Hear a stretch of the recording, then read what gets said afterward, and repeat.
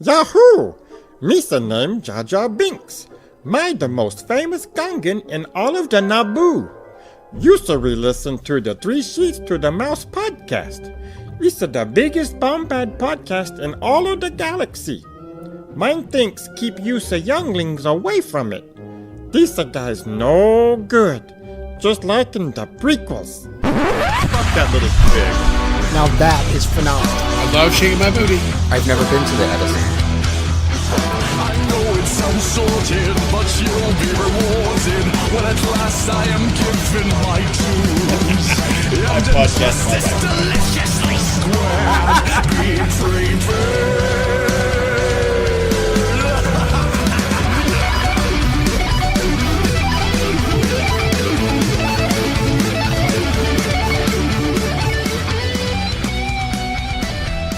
Hello, everybody, and welcome to episode 110 of Three Sheets to the Mouse. We are four average guys with a love for all things Disney. I'm Scott, and joining me on this week's show is the only other member of the show, along with me, who is not down in Walt Disney World, running all the miles and collecting bling and having a good time. And we're stuck in the studio, just two BFFs for life. That's right. Besties. Mikey, welcome. I'll be your Dion share any day. Oh, you know what? Having a nice, peaceful week without Tim and Adam here, it's kind of nice. You know what? The company fridge has been stocked full of chocolate milk all fucking week. It's a thing of beauty. Yeah, well, you know what? We got our groceries delivered here at the studio, and Garden Grocer? It's not empty. Is that who we use? Yeah, Garden Grocer. It's not empty this week. The dishes haven't piled up. I mean, son of a bitch, we've still got plenty of Glencairns in the cabinet that don't need to be washed. So it's been that's true. It's been a good week without them lazy ass drunks being here. That's true. We're here to talk to you about Disney parks, Disney booze, and a little bit of debauchery in between. So sit back, relax, grab a Lapu Lapu, which is the official drink of Three Sheets to the Mouse. Yeah. And enjoy the adult side of Disney with Three Sheets to the Mouse. The people have spoken this week. It has. 2 years in a row. Yeah. There's something to be said about, having large fruit that you can handle.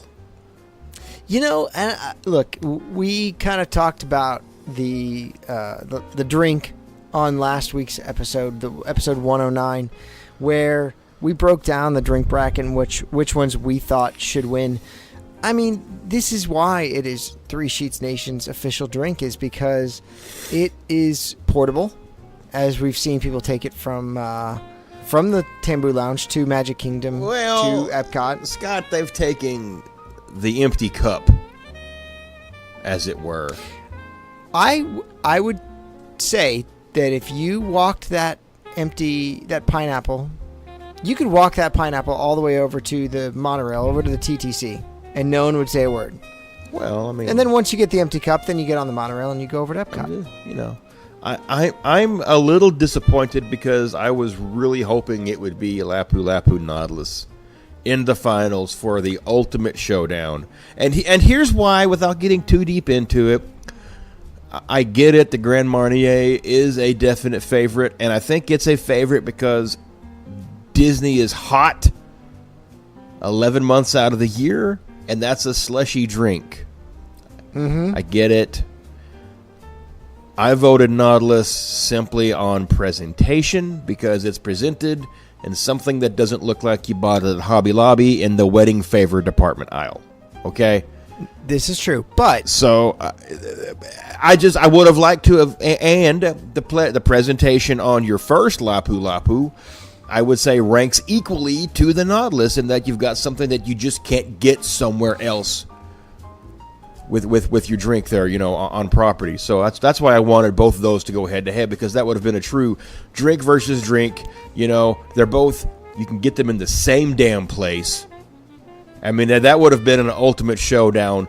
But Disney's hot, and the Grand Marnier, especially if you get the floater, the Legend, it is a great drink. It's fantastic. It'll get you where you want to be, especially if you start in Canada, because you will be fucking shit-faced when you get to Mexico ready to climb that pyramid. Yeah. And look, I think the reason that the Grand Marnier slush defeated the Nautilus is because, one, it is a drink that every single person over the age of 21 can purchase. It is easy to get. The line for it is maybe 15 people deep at most times, which you wait around for 10 minutes to get it. The Nautilus is not. I mean, the Nautilus requires going off-site, then going to a small patio or a small bar, which Trader Sam's is a very small bar in comparison to other bars, and sometimes waiting around 2 or 3 hours outside while you get that. Because look, yes, you can get the Nautilus outside. Is the presentation of all the effects there? No, they're not. No, and but there's people no. like you. But see, I'm not but weighing said, it. I'm not factoring in Trader Sam's with the drink, so there's no effects on my end. It comes in a pretty cool urn, basically. I'm pretty sure the Cliffords would have all of their ashes placed in one, and I'd put it on my mantle. Sean, Stephanie, baby in a bar, and then baby in a bar, because fucking that guy has been praying to the fertility god like nobody's business. But I took the bar out of it when I made my vote, because I just looked at which drink did I enjoy receiving the best, and I'm not pro Nautilus like it's the next challenge, because that's overly expensive. That's first of all, that's not a challenge. That's a small loan. Hey, if you want to do it, though, I would love to see somebody have 3 Nautili at one time. And you know what? If you're going to go big, go all the way. Buy all 3 vessels they come in. That way you can have the 3 Sheets Navy at your house. Yeah. It may not be the official drink, but it is the official Navy of 3 Sheet. It is. It is the official. Technically, it's the official Navy of 3 Sheets. We do have a 3 Sheets Navy, or we have 2 Sheets Navy, technically. What we're saying is we could use a few more. I don't want to semen. Yeah, semen. Yeah, I was going to say. As we talk about some drinks, let's talk about what we're drinking right now. Mikey, what do you got in your glass? I've got something that is called a Stone Sour, which not only is an alternative rock band from the 90s, apparently it's also a whiskey drink. Stone Sour. Yep. I don't remember them. I think they were I remember the band's name, but I would say they're probably an Alice in Chainsy, Stone Temple Pilotsy kind of thing, that because they all sounded like eyeliner and heroin. Oh God. Actually, I just came up with that, and I think I fucking nailed it, so I'm going to go with it. So what's in it? What goes in that? Whiskey. And this cheap-ass bottle of Stone Sour mix I picked up at Walmart. You got some lemon. I think there's some sweet and sour. Yeah, this won't help me at all, because it's one of these and one of those. 6 servings per container. I'm not using enough of this. Oh, no. Well, it's got real juice and real sugar. So I think it's just kind of a citrusy lemon and orange with some simple syrup. And then you throw in like a shot of whiskey, or you just pour it until you feel you've poured too much, and then pour a little more. Okay, so it's kind of like orange juice and lemon juice mixed. Yeah, again, like I said, with some simple syrup to make it not too terribly sour, and then and I figure with all that citrus, I didn't really see the need to use a good whiskey in it. No, you'd probably want to use something like Wild Turkey 101. That's what they recommend in almost every recipe for this. I went with Jim Beam, but Jim Beam would work. It is. But you know what? It's not. My wife had one, and it's not a pumpkin, so I got shickled a little titless when she asked for one of these tonight. I'll be honest. Wow. Yeah. She's growing up. She's growing up from her pumpkin and Dr. Pepper. Yeah, well, we don't have any Dr. Pepper. Oh. It's the South. Doesn't that shit grow on trees? We don't have any trees in my house. Well, you know what we have a lot of? High wind advisories and tornadoes. So you'd think trees grow on trees, but they really don't. That's true. It is tornadoes. Trampolines, though, they have began their migration. Look to the skies. You may see one spring into life. Yep. Look, tonight I decided to reach into the vault and grab some of the whiskey that traveled home with me from the UK, and that is Royal Brocla 16. It was a stray, you fed it, and it followed you home. So you have to keep it. Of course. I mean, it was first appointed by William the Fourth. Yeah, William the Fourth, and then renewed by Queen Victoria in 1838. So it's got some royal ties to it. If Queen Victoria liked it, and so did William the Fourth, I like it too. It's deliciously honeyed and appled, and all the beautiful Highland notes. Is it similar to like Dalmore? No, it's really yes and no. It's kind of a cross between Glenfiddich. I was gonna. My next one was going to be the Glenfiddich, or it could have been Glen. It would have been Glen somebody. Yeah, it's more like a combination of Dalmore and Glenfiddich and Glenlivet. Dalmore's got a lot of the orange marmalade and almondy notes. I know, Dalmore's so good. It's funny, I find every, once in a while, I have posted a picture on Facebook of my first bottle of Dalmore, which is like back in like 2009 or 10. And it didn't have the same color. It didn't add color at that time. And it's normal looking whiskey, but for some reason you add that color and it just tastes better. It really does. I mean, it looks better. I don't necessarily think I wouldn't know. I haven't had it without the color added to it, but I mean, if it didn't even have any alcohol content to it, I think I would still drink it just because it does just absolutely. I would love it in bread. It has all of those warm malt cereal notes with waxy almonds and orange marmalade, and look, I talk about it a lot. It is quite possibly my favorite bottle of whiskey, and that's hard for me to say because I love Macallan so much. You know what? If Paddington Bear was an alcoholic, he'd be drinking. Oh, he'd totally drink Dalmore. He would totally drink Dalmore. So put on your rain hat and your slicker, kids. It's getting limey up in here. Oh, you can trip a little light fantastic with me.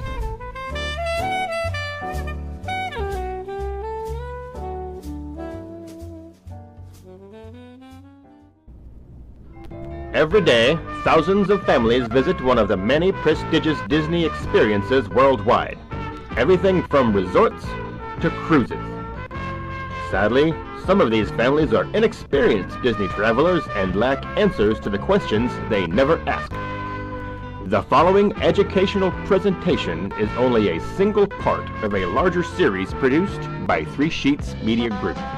We thank you for your time and now present Disney for Dummies. Remember, in Disney, there are no stupid questions, only those damned Brazilian tour groups. This week on Three Sheets to Mouse, we decide to, while the adults are away, we're spending all the money. Yeah.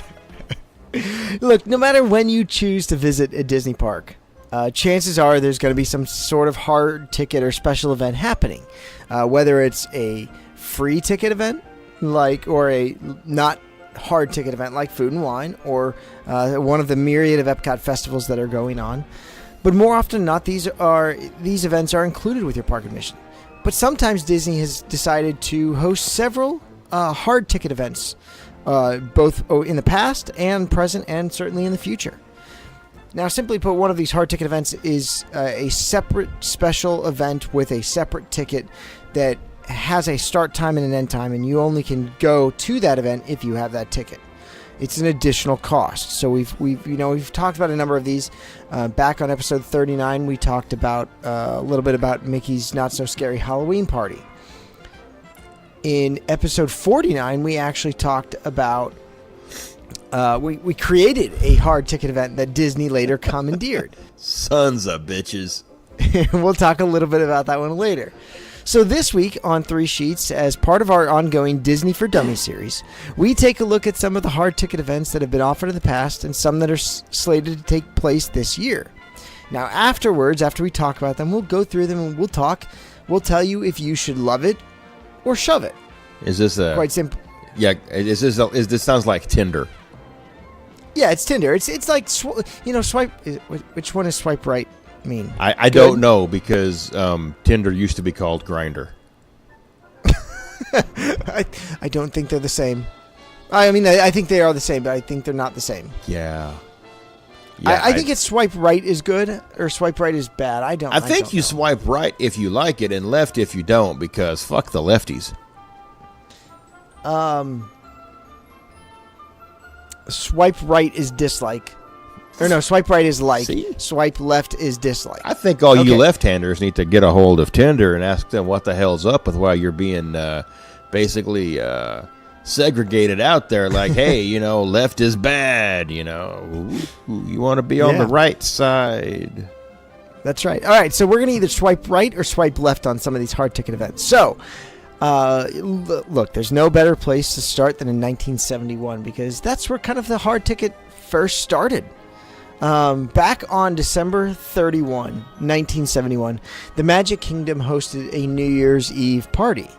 Now, it was a separate special event. You paid a grand total, ready for this? This is going to knock your socks off, Mikey. $7.50 in advance, $9 at the gate. I am barefoot and my fucking toenails fell on the floor. Was Dick Clark involved in this? Dick Clark was not involved in this. That's not much of a New Year's celebration then. Because he would have been in his prime. Nowadays, you're lucky if he turns up for one.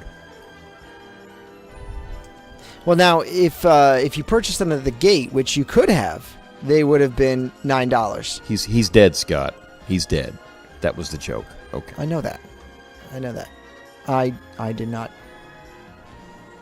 go for it. If you were to cost for inflation, all of that nonsense, this would be about $46 today. That's still cheap for a Disney hard ticket That's event. really cheap for a hard ticket event. And now this one would run from about 8 p.m. to 2 a.m. So this was a good 6 hours. Whatever equation you use for cost of inflation or whatever, is there a cost of Disney? You can add in that as things have gone up exponentially for regular inflation. And then Disney, that is from 8 until 2 a.m. I promise you, there were only half as many people still in the park by 11 o'clock. And by 2 a.m., you had cast members and a guy named Paul. Now, I will caution you, Mikey, they still had the tickets per attraction book required. So this was just your entry into the party, and then you would still have to buy ticket books alongside it. Okay. But ticket books were relatively inexpensive. Like an e-ticket would be like about 90 cents per ride, which that inflated today It's a lot of Jungle Cruise, my friend. Would be about $7 per ride. So if you were at you said 49? Yeah. Ish. Okay, let's just call it 50. Mm-hmm. And Not So Scary 75. You'd basically have to ride Jungle Cruise, Splash Mountain, Spaceship Earth. You'd have to hit like at least 5 rides to come close to even. Which, you know what though, if you figure it out, that's not far off from if you go to Not So Scary. You're probably going to ride at least 5 rides with low wait time. So I guess it balances out.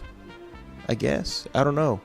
Did they have any free freebies in that? Yeah. So A and B tickets were freebies. So things like the train, the carousel. Those would Carousel be of freebies. Progress. No. The carousel, like Prince Charming's Regal. Oh, I know where that one is. Yeah. It's in the way. In Magic Kingdom in 1971, there were 8 e-ticket attractions. 8 of them in the 5 lands. Pirates of the Caribbean, Jungle Cruise, Country Bear Jamboree, Haunted Mansion, Hall of Presidents, Small World, 20,000 Leagues Under the Sea with the Nautilus, and Space Mountain. Okay, tangent. Of those 8 attractions, which 2 did not deserve e-tickets? Country Bears. Country Bear. Because I think, and what was the other? There was another one. Small World. No, Small World's okay. And you know what? Okay, let me rephrase that. Today. Today, yeah, it would be Country Bears and Hall of Presidents. Hall of Presidents and Country Bears. Small World, I would say. Okay, so an e-ticket in 1971 would have cost you 90 cents per ride. That's about $5 per ride. If you were doing this today, I would buy the e-ticket book of 5 e-tickets for $5 or $25 for those 5 e-tickets, and I would use those on Pirates of the Caribbean, Jungle Cruise, Haunted Mansion, 20,000 Leagues Under the Sea, and Space Mountain. I'd skip on Small World and Country Bear Jamboree and Hall of Presidents. You would pick Space Mountain over Small World. I think so, because if you're thinking about it, these are, again, thinking about it in 1971, there is no Big Thunder, there is no Splash. Right. I would definitely pick Space Mountain in 1971 over Small World. Oh, no. This got really tangential. Listen, man, this should have been our fucking episode. If all 4 of us were here, this could have been an hour and a half to 5 hours long, easily. Because Adam was probably there, but I don't know. Maybe it's because I like Small World now because of what it was then, as opposed to Space Mountain. I don't know, and I love Space Mountain. This is difficult. Okay, let's go to the next thing, Scott, because I'm torn right now. Yeah. I'm getting emotional, and I don't like my emotions. I don't want to face them. Okay, so in 1974, Disney came back to the party scene with a Fair for the Heart Valentine's Day party. So on February 14, 1974, you could go to Disney to the Magic Kingdom and have a Valentine's Day party. Now this would run a couple times, about 3 or 4 times throughout the 70s, where they would feature certain musical acts that would come and play and give you entertainment while you were in the park. So this was 8:30 p.m. to 1 a.m. It was $5.95 in advance, or $6.95 at the gate. So even less money there. I really don't think Valentine's Day parties would work this year, because people go to Disney all year long and they celebrate 6 months ahead or 6 months behind. Yeah. So some of the guests that would play at these events, names all escape me. Tony Orlando. That is Dawn. Whoa! Tony Orlando escapes you? I don't know who he is. He had a stash and a tan from hell. I can't tell you what he's saying necessarily, but I know I could pick him out in a lineup. He was a doo-wop artist, that I do know. Well, but I don't really. I can't pick anything out that he's saying. I mean, he you know what? If Tom Selleck and David Hasselhoff had a kid that was the same age as both of them, it would have been Tony Orlando, and his uncle was Wayne Newton. Oh, okay. Are you there now? I'm there. Everybody knows Cheyenne. Now I get what this guy looks like. Yeah, I mean that's fucking Tony Orlando. Hashtag not his real last name. Moving on. That's true. The Grassroots were also on the billing here, as well as Harold Melvin and the Blue Notes and Gabriel's Brass. So some kind of 70s bands that were 60s, 70s bands that were pretty popular. So this one was about $6. Something to do on Valentine's Day. $6 and you get live music at Disney. Not bad. Really? That's you can't get that nowadays. Now actually the live music is included in the price of park admission if you go the right time of year. So, fucking we saw Air Supply. Now the 1974 was kind of like the time when Disney started to really put together these hard ticket events. In 1974, the back to school party in September 7, 1974, began kind of this kickoff where they would do this for about 8 or 9 years afterwards, where they'd have like a back to school week right around September or early September. Now this was again similar to the Valentine's Day party. Magic Kingdom would be open. You'd buy your ticket packages, and you would also have some live music playing over at the Tomorrowland stage, as well as the Plaza. Now this first event featured Jim Stafford at the Impressions, Bo Donaldson and the Haywoods, and Liberation. Holy shit, Branson! Yep. That was basically Branson, because literally that is, I'll be damned. You know what? You guys can get those tickets damn near for free if you just go to Branson. That's true. Keeping on in 1974, again, this one was about $6.95 for the ticket. It ran from 9 p.m. to 1:30 a.m. And very similar in November of that year, Disney put on the Country Music Jubilee. So playing over at the Diamond Horseshoe Saloon were Donna Fargo, Don Gibson, Minnie Pearl, yes, Freddie Weller, Sunday Sharp, Ray Griff, Nelson Young, and the Sandy Valley Boys. So good old bluegrass country music. I only recognize Minnie Pearl in all of that. However, I will say that is something that I think Frontierland is missing. Oh, yeah. So bad. There are so many music. really great undiscovered bluegrass, contemporary bluegrass artists that would do it for next to nothing. This isn't an Imagineering episode, but I think that is sorely missing from that area of especially when you've got restaurants that are only open seasonally. You want people to drop by and actually get food and stick around. Put a music act out there, in there somewhere over there. Not the Country Bears, a different music act. No. And look, there's plenty of little nooks and crannies to do all of that, and to have them playing over in Frontierland. Yeah. I mean, just put them back by the entrance to Splash Mountain. Or the entrance to Big Thunder Mountain. You put a little bandstand over there. Would you put them on the Liberty Bell? Put them on the Liberty Bell. I mean, how would that work out? That would work out great, because their set could be literally about as long as it takes to make that circuit, which is about 20 minutes. It's freaking perfect, man. Then you drop them off at what's her name, Aunt Lily's, Aunt Polly's. You get a BJ. A peanut butter and jelly is what it was. I read it wrong on the menu. A PB&J, and I'm in favor of this. And I don't even like the Liberty Bell, but I would ride it now. Oh, I love the Liberty Bell. It's a great place to kind of sit and check out everything that's going on, and potentially listen to bluegrass if you're listening to us, Disney. Now, in 1977, 1976, Disney started this thing called the Mad Hatter's Ball. And basically this recurred until the late 70s, early 80s, where it was basically like a get-together of music. Again, Disney at this point is focusing most of their hard ticket events on music and bringing people into the park to appreciate live music, because that's what Disneyland actually hosted very well in the 50s, 60s, and 70s. That was one of Walt's biggest things, was bring date night to Disneyland by having musical acts come and play. So the Mad Hatter's Ball, which started in about 1976, featured, now these are some names I remember, or I know of. So this is September of 76 and September of 77. The Spinners, William Bell, and the Starland Vocal Band. I don't know them, so apparently you are so fucking hipster, Scott.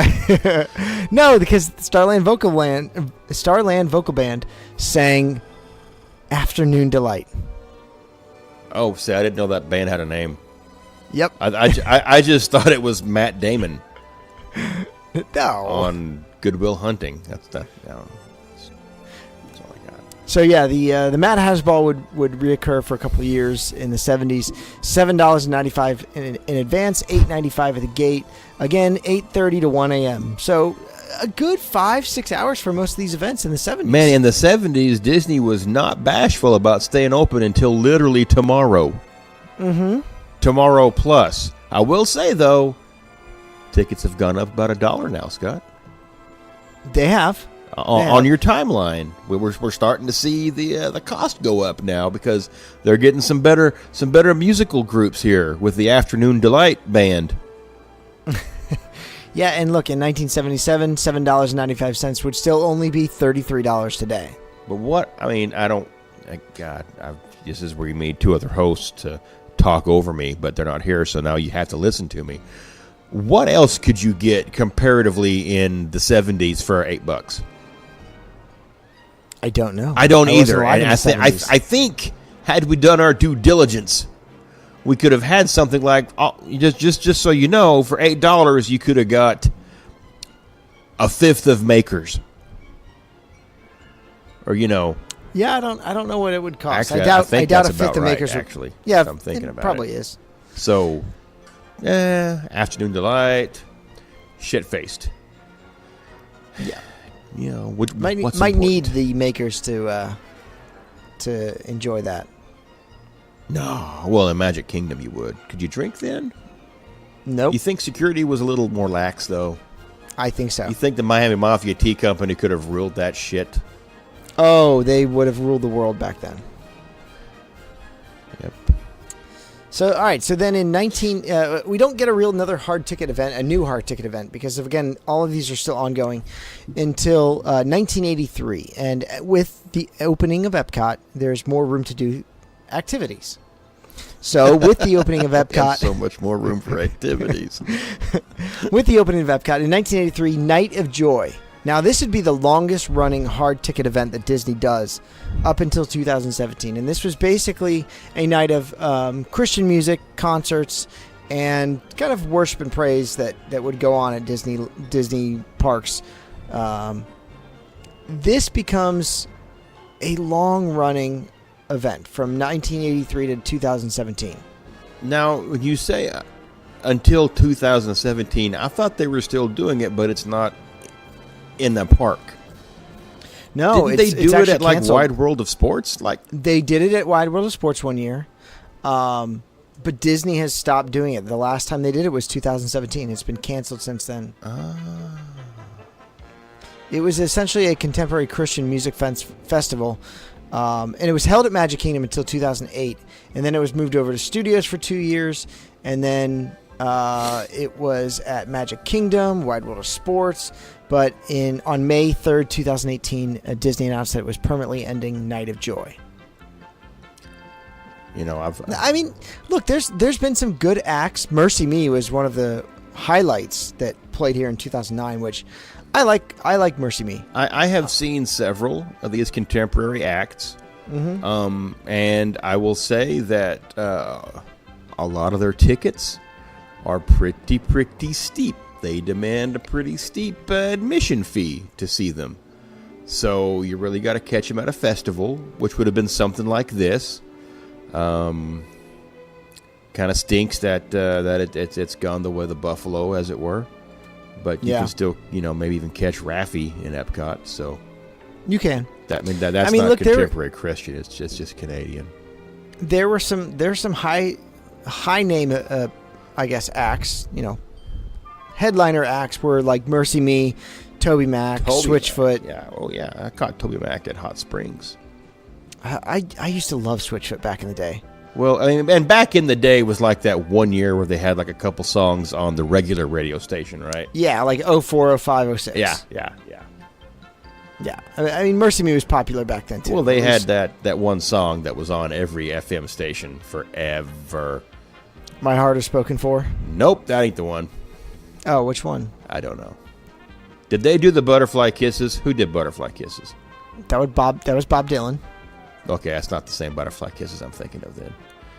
So, Mercy Me had the one song that was like on our pop FM station here, like nonstop for 2 years, it seemed. And then they here's the thing about Mercy.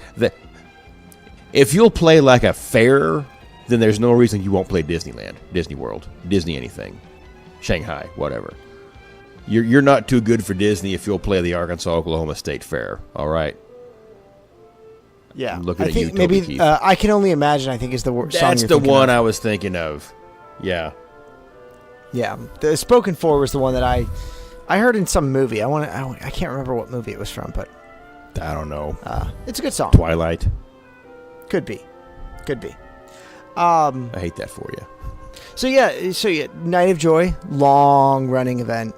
Very, very sad when a lot of people were very sad when it closed down. It was a popular event. So have you got information when it started? What was the original ticket price versus So when it closed? so the original ticket price was $11.95 in advance, $12.95 at the gate. And what year are we talking like for the $11.95? That was 1983. Okay, so we're the early 80s, and we've gone up since 71 to 83. We've gone up now about $5. Mm-hmm. Okay, now and again, $83, $11.95 would be about $30 today. So really, Disney was keeping it that $30, $40, $45 range.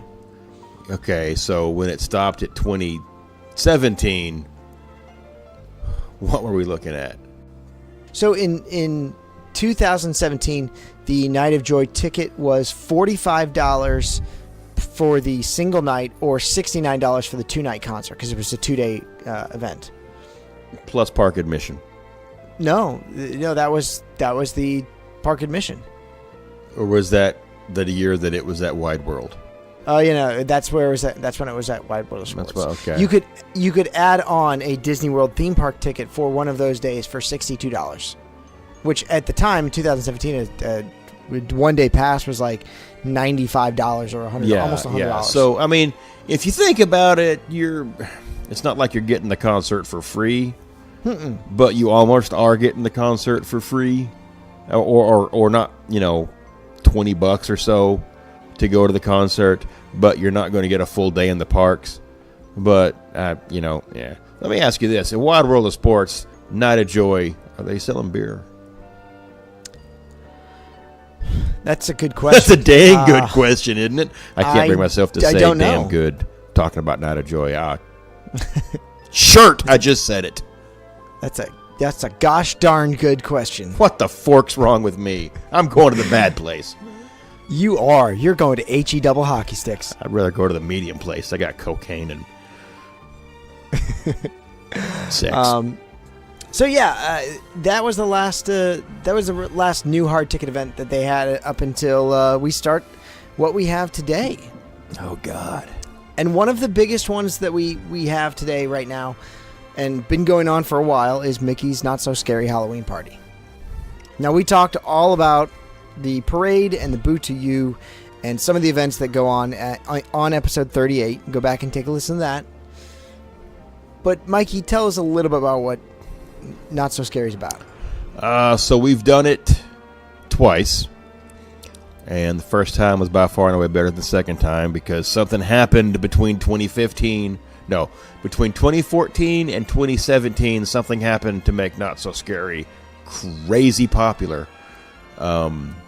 But basically, as I recall it, it technically it's from like 8 to 12 or 1 or something like that. And you can get there at 6 p.m., so you can still get a lot of your, rides out of the way. Shit, you could even make a fast pass until they're out if you get there at 6 o'clock. And our first time, we had very, very, very low wait times on everything we wanted to ride. There is a metric ton of character meets that you can spend the entire night waiting for if that's what you're into. But if you just want to ride some rides and get some really cool photographs of the park or in the park by the PhotoPass photographers, that's a really great way to spend Not So Scary, short of probably one of the best parades that I have ever seen on property. And absolutely. Just an amazing fireworks display. And we saw it in 2014. It blew us away. We weren't even in front of the castle. Like, we got caught up, I think, on Big Thunder Mountain, and we were trying to make our way to the castle before it started, and we actually got stuck beside the Liberty Tree. Is when it went down, and frickin' fireworks were all around us. I mean, I felt like I was Francis Scott Key writing a damn song, looking out the porthole of a ship. There were fireworks everywhere, and we finally got toward the front of the castle. We saw the projections. It was just, it was amazing. Just first off, the soundtrack to the Not So Scary fireworks show is top 5 Disney World soundtrack items. If you can get the what do they call it? The Disney World events soundtrack, I think. It has got Boo to You and the Not So, the former Happy Hallowishes. Hallowishes soundtrack. I think now, if you go and you watch it, you're obviously going to get like 2 or 3 different, I think at least 2 stage shows featuring the Sanderson sisters from that movie. Hocus Pocus. I almost said Bewitched, which would have been not funny. Yeah. So they have kind of taken over that. Nope, that's I Dream of Jeannie. Oh, that's I Dream of Jeannie. That's right. Dick Sargent, Dick York. It's all the same. Dick Sargent, Sergeant York. Yeah, I know. It's Wayne's World. Right? Yeah, that was a joke I was trying to make, Scott. I got you. Okay. I got you. Thanks for picking One up of like the slack. 6 people.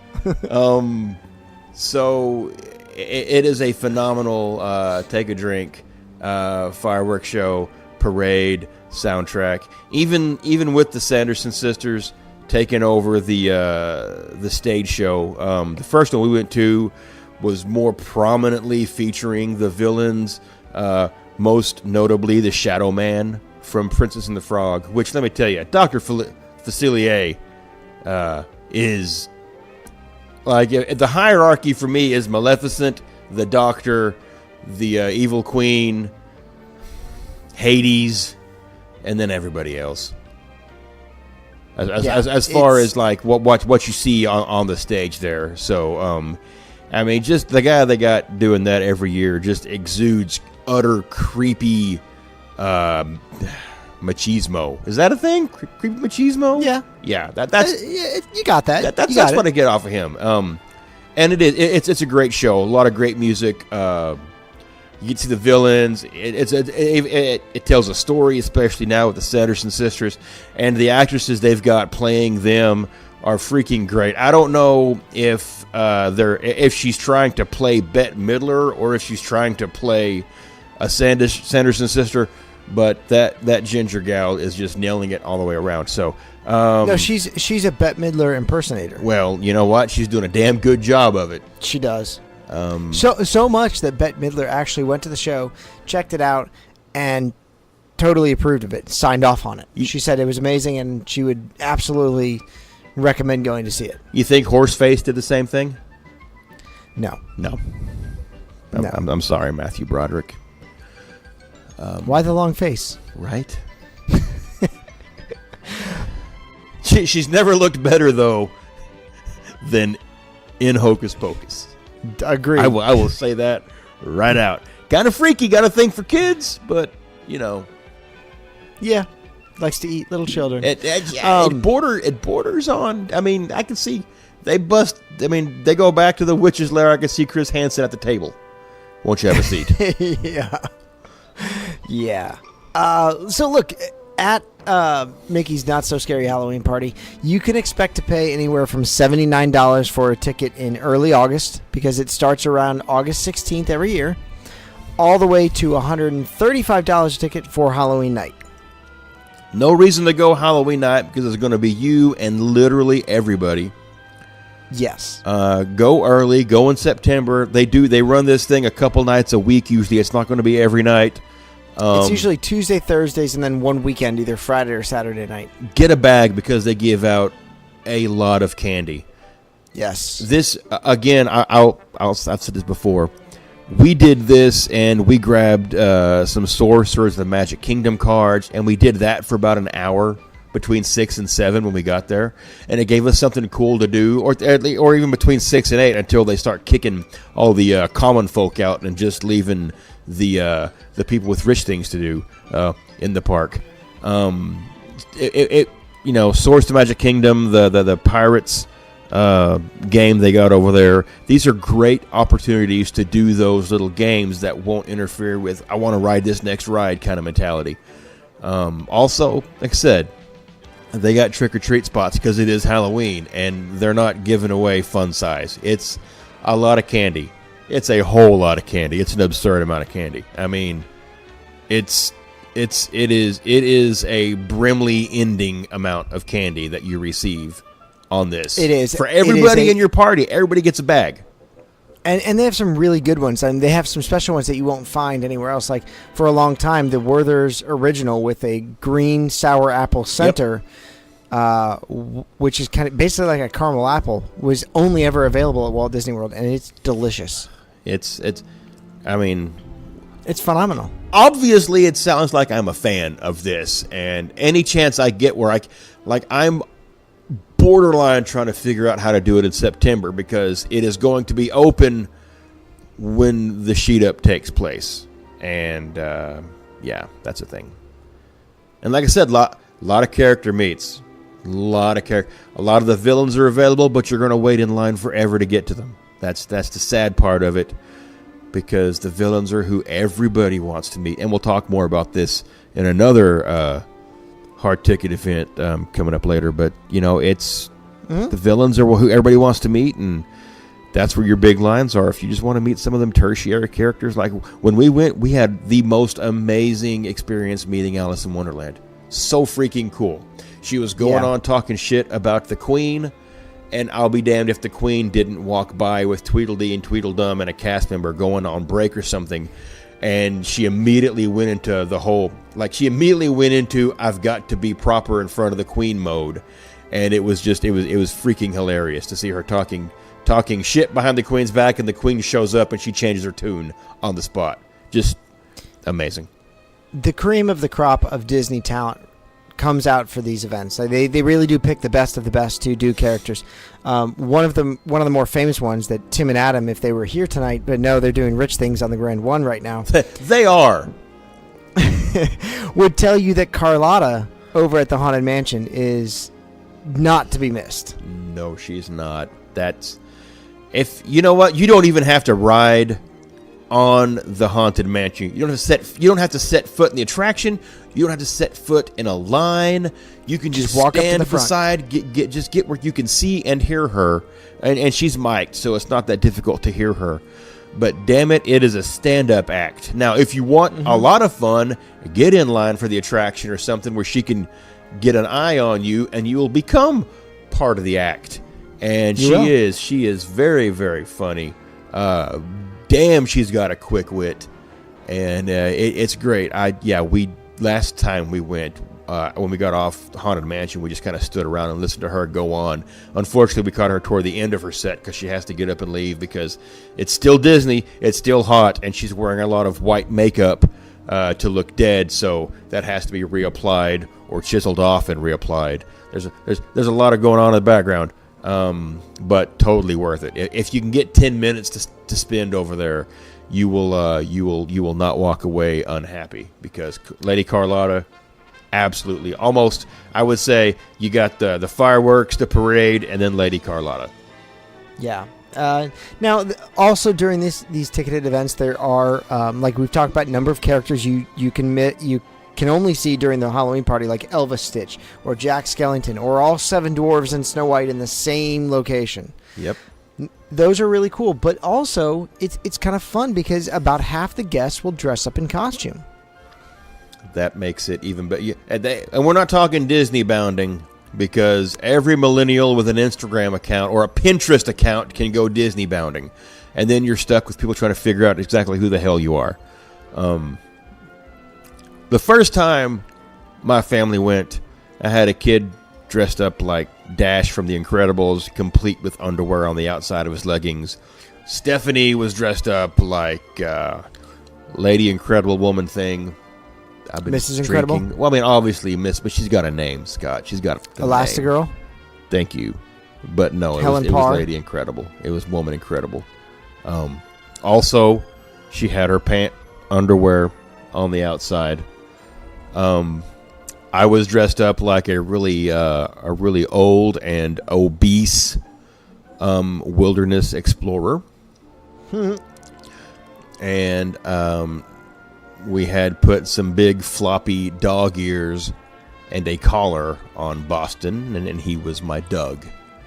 Nice. And that was our dress ups, and you'll see people who will go beyond homemade costumes and show up with some shit they got on Amazon or eBay that is borderline breaking Disney rules about dressing up like a princess to look like a character. But even it's fun to catch people who especially when they go as a group. Like when you're a family of 5, you go as a group. And last time we went for Halloween, we did our best to present ourselves as Tailspin. We had all the core characters from Tailspin represented. Fucking nobody got it.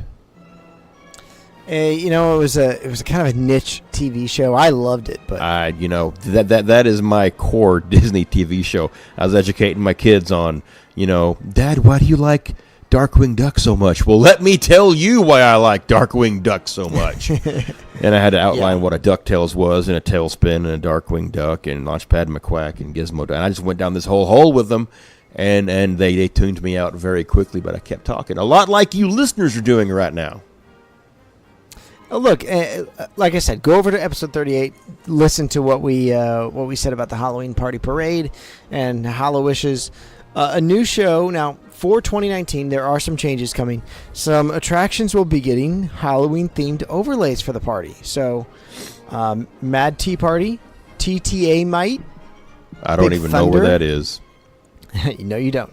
Big Thunder might also be getting a new holiday-themed overlay, as well as the Monsters, Inc. laugh floor. So MILF might get some Halloween action. I think Space Mountain's on the list as well, I think. Space Mountain is on the list as well. So there seems to be more things that they're doing for the Halloween party to kind of freshen up. But also, there will be a new castle show. So okay, you're talking about the after hours, right? No. For the actual Halloween party. Oh, see, okay, I thought you were talking about Disney Villains After Hours, which is a whole different... Yeah, no. For the Halloween party, we're going to have a whole new castle show. It's probably going to be similar to Happily Ever After, but with scary stuff. Kind of like what they did for Wishes. Wishes was basically fun and lighthearted, and then this was all about the villain. So I think you'll probably see a Happily Ever After all about the villain. So Scarily Ever After. But isn't that what we had with the Hallowishes? I mean, it was still kind of all about the... I mean, it was literally hosted by one of the most villainous individuals ever. The Ghost Host. Okay, yeah. I guess I was thinking more along the lines of Oogie Boogie, but okay, yeah. Oh, he's in it. Oogie Boogie's in it, but the host of the Hallowishes was the Ghost Host from Haunted Mansion. Right. Not necessarily villainous, just misunderstood. AKA Corey Burton. Yes. Not from Boy Meets World, as I've learned recently. All right, so let's since this is ongoing and available, Mikey. Yep. Swipe left or right? For not so scary? For not so scary. Oh man, swipe right, man. Swipe right. I mean, unfortunately I wasn't aware until Scott mentioned that there's a new show coming. So, as with any of Disney's new shows, I'm apprehensive because but I'm going to go with the fact that I enjoyed Not So Scary in 2014, and then I enjoyed it when they revamped the show again in 2016, I think, or 2015, 2016, 2016. So, or 27, yeah, I don't know. Whatever. So, I'm going to say that they're not going to mess this up because this is probably their, without a doubt, most popular hard ticket. So I'm you know what though? The parade makes up for it. The parade makes up for it. It's the best parade you're going to find. It is. Now, I'm going to say swipe right as well. Not only do you get a wonderfully themed party, because during other parts of the season, with seasonal holidays, I'm looking at you, Christmas, the entire Disney World is themed to Christmas time. Halloween can only be experienced at the Magic Kingdom and technically Fort Wilderness Lodge. Oh, or Fort Wilderness Campgrounds. Let's not even go there, Scott. But again, episode 39, we talked about some of the other fun things to do during Halloween time. This is a great time for you to experience Magic Kingdom and it's all of its Halloween glories. It is decorated wonderfully with big, large Mickey pumpkins, Mickey pumpkin lanterns on all the light posts. It's just fun to walk around. Adventureland is all taken over by pirates. You can meet Jack Sparrow and Gibbs and a number of other characters as well. It's awesome. Plus, if you have the ticket, you can get in as early as 4 p.m. Is it 4? I thought it was 6. No, 4 p.m. You can get in from 4 p.m. to midnight. That's so a you full can get day. a full 8 hours of rides. And now my plan for you, because we did this back in 2013.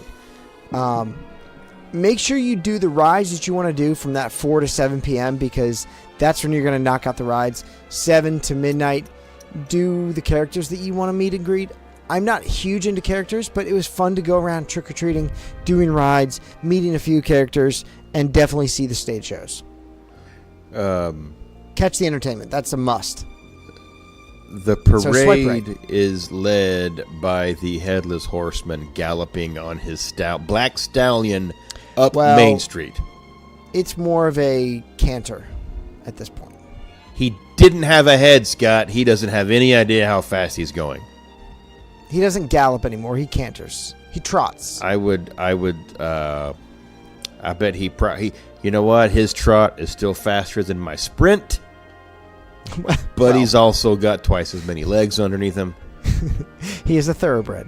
Yes, he is. That's kind of a big deal, I guess. Yeah. So swipe right on this one. Definitely swipe right. All right. Well, let's stick with the villains because there was a hard ticket event back in 2014 that went oh so horribly wrong. Go on, because I don't know where you're headed. So in 2014, Villains Unleashed was held at Disney's Hollywood Studios. Now, this was one of the first kind of one-night-only special events, hard tickets, where you could go and meet characters. And they advertised having over 50 Disney villains available, including quirky ones like Constantine from the second Muppet movie, which was awful. This went way wrong. They oversold this. They'd advertised it was probably going to be around like 10,000 to 15,000 tickets, which is a good number of tickets for an event. But it actually ended up being closer to like 40,000 people in Hollywood studios. Yeah, I believe the average wait time for most villains was it was 3 to 4 hours. Yes. So basically, you were going to be there from 8 p.m. to 1 a.m. For 5 hours. If you waited in line for one villain, you would get that one and maybe one other villain more.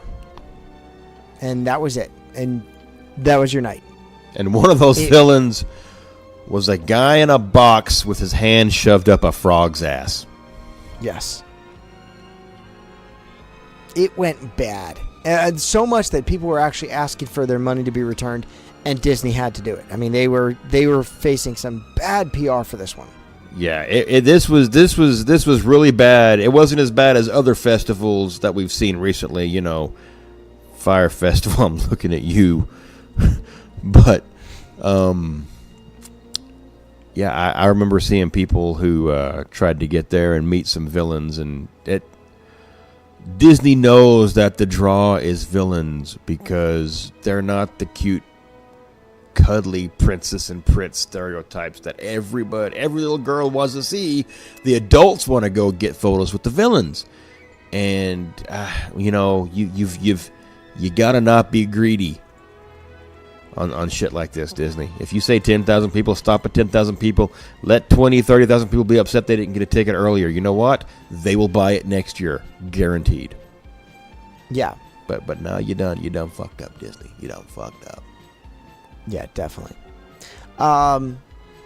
So on this one, again, I like the Disney villains, but and probably prior to this, I would have had a hard swipe right on this one. I would have definitely swiped right on this one, but knowing what you know after the fact, this one, if you did swipe right, you were unfortunately disappointed. Yeah, this would have been basically the Disney parks equivalent of being catfished.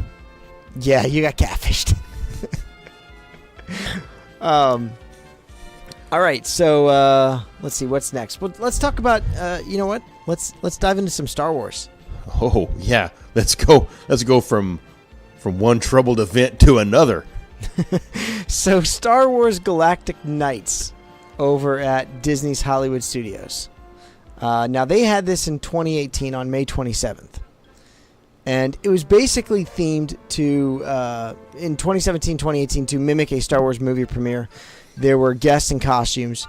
You could go visit the, Star Tours, the Launch Bay, the Path of the Jedi, the Trials of the Temple, Toy Story Mania, Twilight Zone, Muppet Vision 3D, and Voyage of the Little Mermaid. Heck yeah. Voyage of the Little Mermaid, what up? It's weird that Rock and Roller Coaster wasn't open during this. They were probably going through the whole video refurb thing. Possibly. Now, this is supposed to come back in 2019. It is not yet said when it will. It is $129 per adult or $124 per child. It's expensive. Yeah.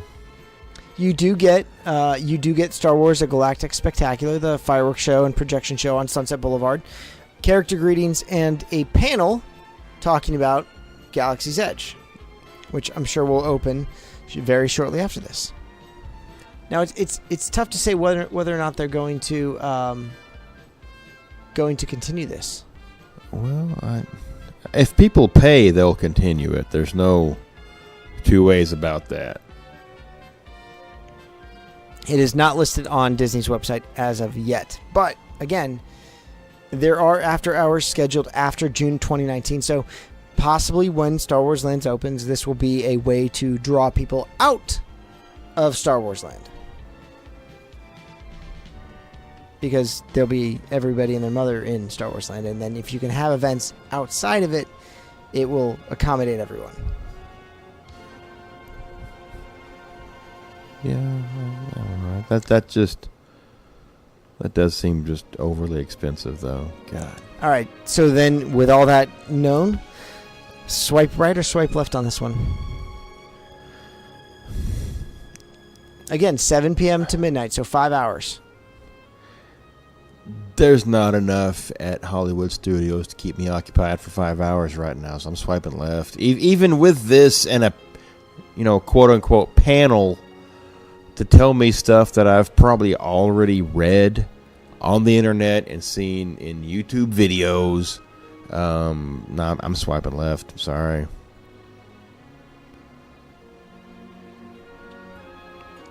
Yeah, I am most likely swiping left on this one, even with the addition of Toy Story Land.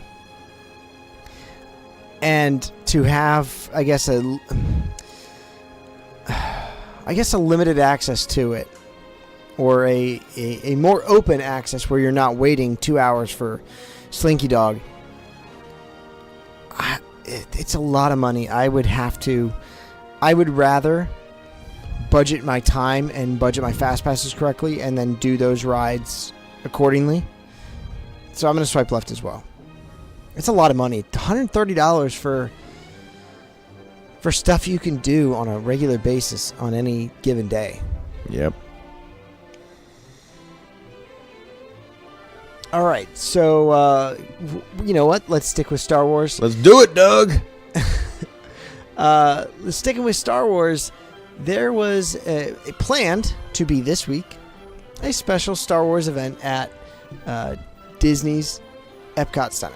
Because Star Wars fits at Epcot, Scott. It makes perfect sense. How could this go wrong? We've already got a fucking festival in there anyway. Let's add something else to it. I don't understand. You know what would have sold this? Cabanas. Oh, yeah, right. That was wonderfully planned.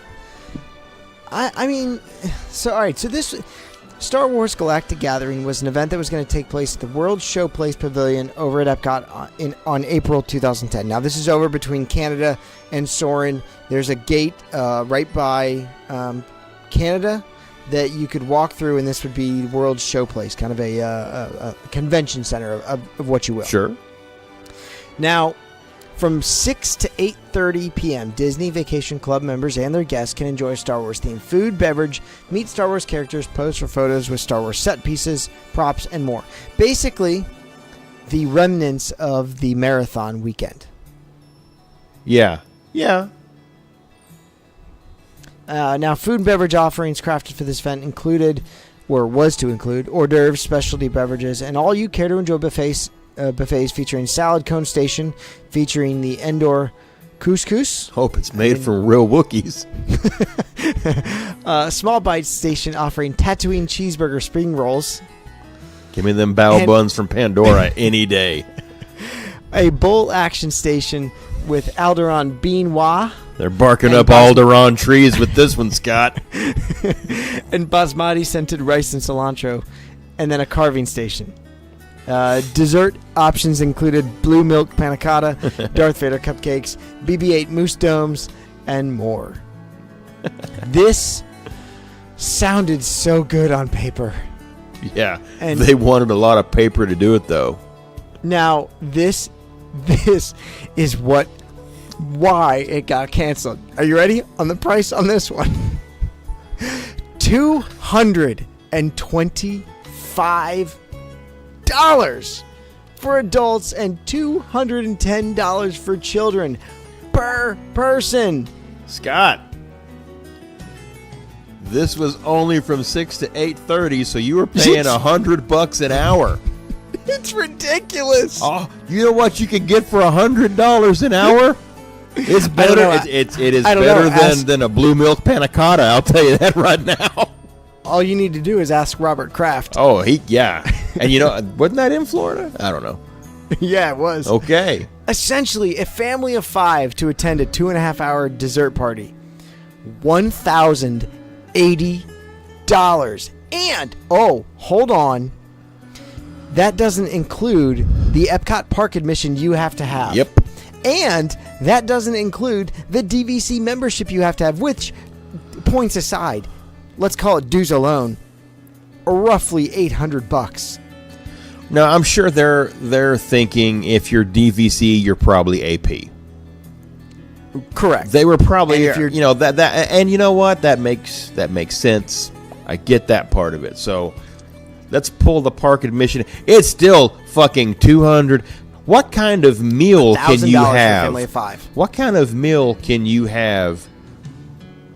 Let's just say 2 people on property for $250. Per person? You can go over to Victoria and Albert's and you can get a 10-course meal with wine pairing for $192. Okay. Granted, you may not meet Boba Fett, Oh, true. but let's be honest. Your characters you're going to get a chance to meet here are, you know, it's going to be Kylo. You know, it's going to be Chewie. It's going to be Kylo, Chewie. It's going to be Vader. Launch Bay, okay? And you can get that shit even if you're a Disney Visa card holder, you can meet Kylo twice and get royally fucked and try to figure out how the hell that happens. You'll probably get to meet Ewoks because there were some Ewoks at the marathon this weekend. Yes. So you look on the bright side, you're going to get to meet Warwick Davis. Well, you don't know that it's Warwick Davis. Oh, trust me, he's if there's money to be had on this, he'll sign up for it. I don't know. You know, He'll do I know anything for a little bit of you're money. making a joke, but that's Willow. That's fucking Willow, Scott. That's back when Val Kilmer was skinny. He's a peck. All right, Mikey. Swipe left or right on this one. Left, hard pass. As they say in Canada. No, Michael Scott. No, God, no. This, and you know what? If this is Tinder, this girl's picture has her with the duck lips, Chanel sunglasses, Gucci purse, Fendi belt, Hermes scarf. I mean, this is just your high maintenance bullshit. She might as well be blowing a dude in a truck stop bathroom. This Looking is a for hard love. pass. Going left, swiping left. So Oh, much dude, on I am going left so hard. You call me Dale Earnhardt Jr. Not senior, because he went a little bit right one time and it didn't work out for him. Ouch! It It stung. It was rough. That's still rough for a lot of people in Alabama It is. It is. and North Carolina. Well, Tinder's rough for a lot of people. This is true. All right. Moving on from that debacle. Are we staying on Star Wars? We could stay on Star Wars. Because there's another one. Yeah, we can stay on Star Wars here. Let's do it. And I know a little bit about this next one. All right. Because I watched the YouTube. Shoot first. Okay. Call me, is it Greedo? Is that him? Mm-mm. Han shot first. Well, if you believe everything you read, yeah. I remember. Han shot first. I think Greedo's just a bad shot. Keep it in your hearts. Han shot first. So the Star Wars party Disney has going on that actually doesn't look like it sucks utter balls. It takes place where it belongs at Hollywood Studios. I mean, they've got a whole fireworks show and projection. You know, they got a whole thing freaking mapped to a building that's horrible for trying to do projections on, for starters. I mean, the Chinese theater does not lend itself well for projections. So that's where you need to have a Star Wars party. And they've got one. Again, it's another dessert party, okay? Basically like what Scott was talking about with the DVC, but you don't have to be DVC to get in there. And you know what? It's actually got some pretty good desserts going on there. They got, I mean, they're not necessarily Mickey domes, but they're like raspberry mousse domes. You got freeze-dried chocolate hazelnut mousse. You got warm bread pudding. Hello. Again, they've still got the blue milk panna cotta, but it's got crispy pearls on it, which sounds like a hard boba ball, and we know that means space. Yes. According to Disney. But that's not it. Maybe you don't really have a sweet tooth. They've got some charcuterie. They got some cheese options, is what I'm trying to say. And some meats. They got, red pepper hummus. They got black bean dip, and they got some sriracha sauce. They got, flatbread. And here's the reason you go to this party, because if you're 21 and up, help yourself to some beers and some cocktails. Now, I can't promise that they're, how much alcohol is going into the cocktails, because it might be a little on the thin side, because it is Disney and it's an open bar, but you know what's going to be in your Yingling Lager and your other basic canned beers that you're going to find on Disney property. But the cocktails they've got, they sound pretty cool. They got this thing called the Lightspeed Margarita. So yeah, the Lightspeed Margarita sounds pretty cool, but you've also got a vodka drink. You got your tequila drink, you got your vodka drink, the what they call the Cosmic Citrus Twist. Do you have a whiskey drink and drink a lager drink? You can get the cider drink. You can get the lager drink from Youngling. There is no whiskey drink and there is no cider drink here, so you're going to have to tub thump somewhere else. Damn it. Yeah, the Cosmic Citrus Twist. You've got a citrus vodka and watermelon lemonade. Mm-hmm. When it's really hot, that sounds like it would be pretty damned refreshing. The Cosmic Citrus Twist? Yeah. Just the watermelon lemonade just sounds like I would want that right now. I'm not even a vodka fan, but I would totally do this. I mean, it's essentially a lemonade twist on the watermelon lemonade thing over at Dawa Bar that everybody loves. Yes, is that the Odwalla? Odwalla lemonade thing, yeah. Yeah. And it's cosmic because space. And speaking of cosmic and space, the Galactic Punch is your rum drink. You're going to get coconut rum, spiced rum, mango syrup, and pog juice. I would do this. This is like a Lapu Light. Well with some coconut and mango. Yeah, it's kind of like a Lapu Lapu. Actually, the coconut would probably taste pretty good to balance out a lot of the citrus in the mango and stuff. So yeah, I think. Listen, that's why you go to it. You can get all the drinks that you want. You get some savory food. You get some desserty food. And then when you're now here's what's weird is this all takes place in Launch Bay, and the Launch Bay is still open to the public at large during this. You've kind of got your private seating area, whatever. But if you want to get up and go meet characters, you got to do it amongst the peasants. Within Launch Bay. But at the conclusion of the dessert party, you do get escorted to some fantastic fireworks / projection viewing in front of the Chinese theater. I mean, they're really good, and if the reports that I've gotten that I've seen on this, you don't just get you get escorted by the First Order.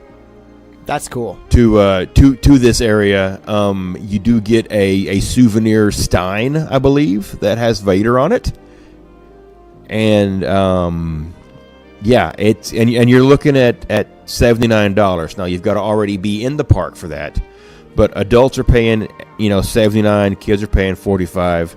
I think with desserts and drinky drinks, I don't know. I think it's hard to look at this for $79 and be, not so scary as the same price, and you get to go ride rides. This, you kind of have to focus on the dessert party, so it's a tough call. Yeah. All right. Now with this one, you're definitely not doing any of the actual riding of rides or anything like that. Or there are characters. The drinks here, I think, are what do it for me. They are specialty cocktails. They are made in front of you, so they're free poured or they're hand poured. I would say this is probably one of the better ones for me because I love the Galactic Spectacular. I think it's a wonderful show. It strikes your emotions as a Star Wars fan. It does. I do think you need to be a Star Wars fan to appreciate this. I just wish there were more savory items rather than just dessert items. Because I don't like dessert, and if I'm drinking, I don't really want dessert with any of these drinks. I mean, all of these drinks, the rum-based drink, the citrus twist, the Lightspeed margarita, the swamp milk. First of all, that swamp milk sounds awful, by the way. I would want some of those cheeseburger spring rolls that they're charging $225 over at Epcot. For $225, I better have Yoda hanging off my back, feeding them to me like I'm Luke Skywalker. Yeah. All right, I better be in Dagobah. I wish there was more of food than drinks or food than desserts. I know, and you'd think being a dessert party, Scott. It's a dessert party, Scott. I know. It's again why I don't really do dessert parties, because I don't like dessert. I think if they called it a hummus party, they might get the wrong kind of crowd. Maybe. But you do get a great viewing right up front, right at the stage of Hollywood Studios, Star Wars: A Galactic Spectacular. I've read some folks that have done this have said it might be too close. You know what? It's going to singe the hairs on your head. Okay. Depends on what you've got exposed. Yeah, it's gonna singe. It is. I sat back at Min and Bill's Dockside Diner and had sat down at a table and watched this from there, and I could feel the fire. In fact, you could definitely feel some of the heat if you're in pretty much anywhere in the park, over at the ABC Commissary Lane, or even over by Star Tours. You can feel the heat from those pyrotechnics. It's a lot of propane. It is. It really is. But good. So, swipe left or swipe right on this one? You know what? I will take a gamble and swipe right, because they can't all be winners. Yeah, I'd swipe right on this one. I think this one would be good. All right, let's go over to you know what? We're going to jumble these all together, because through the end of June, there's going to be select nights, and basically Thursday nights, that you can go after hours at Magic Kingdom Studios and DAC. Okay? So these after-hour hard ticket events are going to essentially be 9:30 to 12:30 or 9 p.m. to midnight, depending on the day. So essentially, the park will close to the regular guest at 9 p.m. You can get in as early as 7. So really from 7:30 to 12:30 a.m. 5 hours, $125 per person. Kids, parents, does not matter. It's $125 per person. Now, they say it's limited, and they tell you can enjoy little to no wait on any attraction. So, Mikey will start with Magic Kingdom. $125 for 5.5 hours at Magic Kingdom. Little to no waits for most of the rides. I have seen what people have said about this, and it seems to be positive, and that's from cheaters who have done this. I questioned it because, like, that's a lot of money, and there's no, candy involved, like, not so scary. But little to no wait. I mean, since this is a show about hard ticket events like this, so I have to think of, of the hard ticket events we're talking. Magic Kingdom, I would swipe right on it, because there's plenty to do at Magic Kingdom, especially for 5 hours. God, what can't you do? Well, and especially at Magic Kingdom, you're going to have some of the villains from June 6th to August 8th. The villains will be 10 Nefarious Nights. Will have villains from different movies at Magic Kingdom. Really? Mm-hmm. And that's part of their after hours thing? That's part of the Disney Villains After Hours at Magic Kingdom Park. Okay. Well, June 6th through August 8th. You know what's interesting about that is the line. Well, hold on. This one is actually more expensive. This one's $139 per adult or child plus tax. Also, there is a nefarious note addendum at the bottom of that lets you know, ever driven to stand out in their unpredictable and audacious fashion, while the villains will be entertaining guests in the new stage show, they will not be participating in character greetings during the event. Oh, well, look at that. Yeah, see, I was looking at this until I got to that line, and that made it a hard left for me. Yeah. That makes it nothing more than any other night of the week. Yeah. Hard left. Even with some of, like, I get it what they're trying to do. You can go and actually get up close to the Maleficent Dragon parade float and take a selfie with it. You can see it breathe fire at night, which is banging. Pretty cool. But, I mean, it's a stage show, and you get up close to the dragon, and that's about it. Everything else they try to say is great about this. Oh, and you get Mickey bars and bottled beverages. You better eat a shit ton of Mickey bars. You better be shitting sticks. Yeah. The after hours of the Magic Kingdom is just basically after hours, 10 p.m. to 1 a.m. from March 28th to May 30th. Again, this one, $125 at the Magic Kingdom. You can watch the stage show on YouTube. No. For the regular event. Oh, for the regular event, for $125, I would swipe right. For just the regular, because if it's from 7 to 12, 5 hours, that's cool. I know what I'm getting into, okay? And it's of an evening. It's not going to be balls-ass hot. You can do all of the rides that you know and love. You can do Peter Pan with little to no wait, Big Thunder Splash, and Space. You can do all in one evening. You can do Splash at night, which is when it looks its best. It's amazing at night. Because you come around that corner and you see all them briars growing up in the water, and they're backlit in purples and blues. It's beautiful. And then you get to see Magic Kingdom lit up in front of you before you take the drop. It's awesome. Now, you may not be able to time it in, where you can catch the fireworks while they're going on, but worth it for that. Big Thunder is great at night, too. This will be after fireworks, so I think there'll be a Kiss Goodnight show, but there's not going to be a fireworks Now, I don't know if there's a fireworks show to go along with the Villains show or not. I just said stage show. Okay, yeah, I can't. There'll probably be some low-grade pyrotechnics coming off the stage. Right. But no, it's not going to be Boo to You level. Yeah, no. Right. I mean, the regular one, swipe right. The Villains one, no, because it's Hades and it's Meg. Those are your villains that are on the stage. Yeah, and none of them are meet and greets, so it's not like you get extra special stuff like the Not So Scary. I mean, I'm not saying that I would want to go to this just to meet Meg, but I would rather meet Meg over Hades.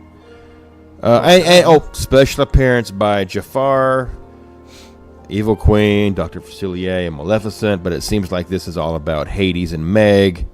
which is weird because that live action isn't coming anytime soon. I don't know. We cast it though, didn't we? We did. Well, they'll fuck it up. Look, I mean, I like the stage show. I like having those extra stage shows, but I mean, I don't know. Okay. I'm gonna echo you. Left on the villains thing, right on the regular one. This is the one that has a lot of villain-inspired additions at like Pirates of the Caribbean and Space Mountain. It's basically pre-testing for Hollywood or for Halloween. Yeah, I mean there are some special foods and beverages available here, inspired by the Queen and Cruella and Maleficent and Hades and Shadow Man and here's one. Emperor Zurg has his own tasty treat coming up. These are probably all going to be some type of overly sweet desserts of some kind. Rice Krispie treats or caramel apples or a cupcake. That's what this is. Maybe a cookie. All right. Okay, so over at Hollywood Studios for their 3-hour park experience, select nights through June of 2019, you can enjoy little to no wait times at Slinky Dog Dash, Alien Swirling Saucers, Toy Story Mania, Twilight Zone, Rock and Roller Coaster, Star Tours The Adventure Continues, Star Wars Launch Phase, and then you can character greet Mickey, Minnie, BB-8, Chewbacca, Kylo Ren, Olaf, and the Toy Story Land pals. This one also has an after-hours celebration, which, depending on when you're there, so if you're there on May 1st, you'll have the 30th anniversary of Hollywood Studios, which will have a little celebration to some of your favorite Disney and Disney Pixar movies. May the 4th be with you. If you're there on May 4th, you'll have some Star Wars. This one also, 9 p.m. to midnight. You can get into the park at 7 p.m. So again, 5 hours, $125. Again, this one, I would say swipe right, only because there are some fun things to do that you can do Toy Story Midway Mania and Ass and Slinky Dog all in a row without waiting 3-4 hours for that. Scott, if you're drinking the Kool-Aid when they say little to no wait time for Slinky Dog Dash at this event, no, because that's where everybody's going. If you want to ride Tower of Terror 3 times in a row and not have to get out of the elevator, this is your ticket, okay? Because this is my jam then. Yeah, everybody is going to be in Toy Story Land. That's where they're going to be, okay? I would even say Star Tours, you can probably get on there 10-minute, which is just the basic no-wait time the walkthrough thing. I think the big winner here, though, is Voyage Under the Sea with Little Mermaid. Not open. Not swipe left.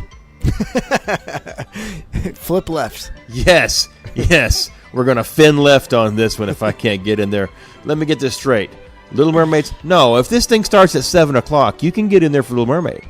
You can get, well, yes. You maybe the last showing, but you can get in there, okay? I'm just saying, you can't tell you can't tell me that I can get into Hollywood Studios and not see Little Mermaid.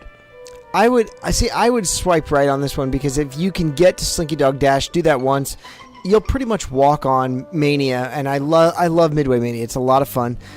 Sometimes those cars jerk you a little too much. You know what? I wouldn't know because I can't use them 3D glasses. Oh yeah, that's true. Yeah, it Cyclops. is. But you can also, this one will have a walk-on, not a walk-on, but it'll have probably a 20-25 minute wait for Rock and Roller Coaster. Nah, I bet Rock and Roller Coaster's a walk-on. I'm telling you, everybody's going to be in Toy Story. That's where they're going to be. It's not going to be as spread out as you think, because Tower of Terror and Rock... First off, I've said it before, the layout of this park, I can't even understand it, because it's not symmetrical in the least. To get to Rock and Roller Coaster and Tower of Terror, you got to go all the way to the top and then kind of hang a left. That's true. And then keep going, and hopefully you find what you're looking for. It's difficult to get anywhere in this park, because you'd think it branches off from one main road, and it kind of sort of does, but not the way you'd expect it to. Yeah. So I think the lower half is going to be busy, which I guess is Toy Story and probably a little bit of Star Tours. Now I bet the Frozen sing along is not going after park close. Nope. Which is a shame, because that'd be a lot of fun after you got sufficiently liquored up thanks to Baseline. Yeah, and there's going to have select beverages, ice cream, popcorn are all available for unlimited consumption. Ice cream, popcorn, basically Mickey bars, popcorn, and Coke, Diet Coke, Sprite, that kind of thing. Now, what if they sold some type of a beverage package with this? Oh, I would. Hold on, because a beverage package is probably going to run you an extra $60 to $70. Okay. So now you're at $190 to $200 for 3 hours. No, because the actual wristband portion doesn't start till 9. So 3 hours for $200. Now we're talking what they tried to do with the DVC package. I mean, there wasn't any alcohol with that, was there? They didn't say. It was a fucking cheeseburger pod. Yeah, they didn't say. There was going to be beverages available, but I don't think they were. I don't know if they were included or not, because we never got to that part. And you had to already have a park admission for that. So technically, you can add another Hondo on top of this. True. I mean, I would definitely swipe. I think I would swipe right on the Hollywood Studios one. That is such a great park after dark. It really is.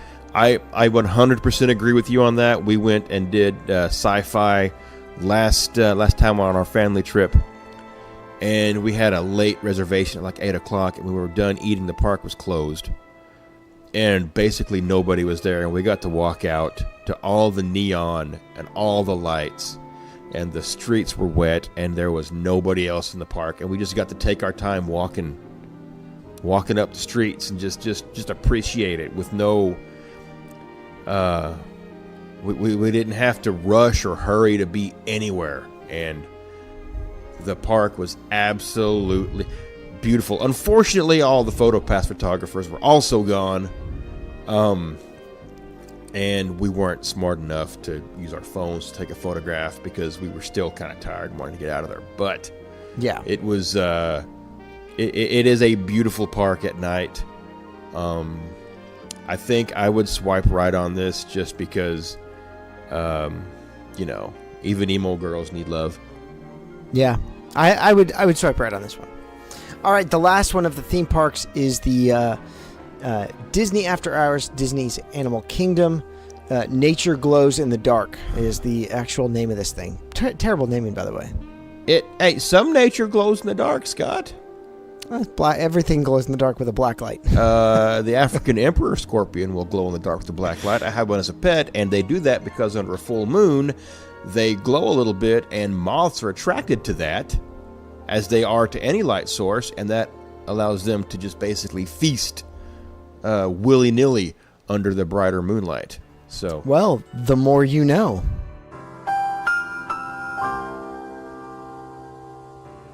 When have I not had facts about animals on this show, all right? This is true. So Disney's After Hours gives limited number of guests, including you, access to unforgettable experiences on select nights through June of 2019. Now, you can experience Avatar Flight of Passage, Na'vi River Journey, the Pandora Drummers will be available. Good entertainment, by the way. I think they're just loud. I'm They are sorry. loud. I like the ambient sounds of the Pandora. I don't know. I don't watch the Jammers. I don't watch these guys. I'd rather watch some kid stroke a plant and make it, do its thing. Yeah. Expedition Everest, Dinosaur, Mickey and Minnie Greeting at Adventurers Outpost, Rivers of Light, Tree of Life Awakenings, Tough to Be a Bug, Triceratops Spin, and more. So, pretty much the main attractions other than the safari. And Primeval Whirl. I think that's part of the and more. I bet you Primeval Whirl is available. So here's what I find interesting about this. They're not going to have Voyage of the Little Mermaid going, but they got Tough to Be a Bug. I guess it's because there are no characters needed. No performers. There's no performers for Tough to Be a Bug. Well, I mean, just bug performers. I love that show, though. God, I love it. I do. I love that show. That it's a great show. Is so great with people who have never been to it. Yes. It is just, it really is. And if you take a kid in there, they're going to love it, too. It's unfortunately, it gets poo-pooed on a lot, and thank God its location means it'll be there for a while, I think. Mm-hmm. And listen, it's gonna be really hard to renovate that. If you haven't done it, hit the Dawa bar hard, and then go do Tough to Be a Bug. You're welcome. Yes. Sit up front when you go in there and you walk under the tree and you pick up your little glasses or whatever. Just keep going all the way down toward the front. Get like one of the first 4 rows. It's great. It's classic. It's fucking classic, man. It's what Stitch should have been. Again, as all the other after-hours events, ice cream, popcorn, and select beverages are included in your price of admission. They're available at Cart Station throughout DAC. You can also purchase menu items at select locations. So, Dawa Bar, Thirsty River Bar will all be open. I'm going to swipe hard right on this. DAC After Hours is I think, to me, is slowly becoming the best park after hours. Yeah, this... Again, if you think that you're going to get on Flight of Passage with little to no wait, no. I think it will be a smaller wait, probably 2 hours, hour and a half. That's half the event. 2 hours is basically half the event. I get it. Again, you get in at 7. That's when I say you start lining up or try and make a fast pass. I think it's Lawrence Schumacher has this down to a T. At 3:01 every day, they release more fast passes for the rest of the day. Grab one of those if you can. Don't get me wrong. I have no problem, if nothing else is going on, doing this standby at 2 hours. I did it the first time, and I thought, you know what? The queue lends it. I was in that line for 2 hours and didn't get bored. And it was in the heat of the day. So at night, yes, you'll have them assholes banging their fake drums all night for you to listen to. But you'll also get a chance to look up at these beautifully lit Hallelujah Mountains in the Moara Valley of Pandora. Plus, you will get to probably walk right on to Everest. And if Cali River Rapids is all open, you can walk. It's not open? It's not open. Well, it doesn't say it's open. It might be open. Again, they say and more, so maybe that's one of those ones that they open up every now and then. Here's what you do is you show up, and whatever you do, you make sure you are in line to get on the safari at about 20 minutes after sunset. That's what you do at this event.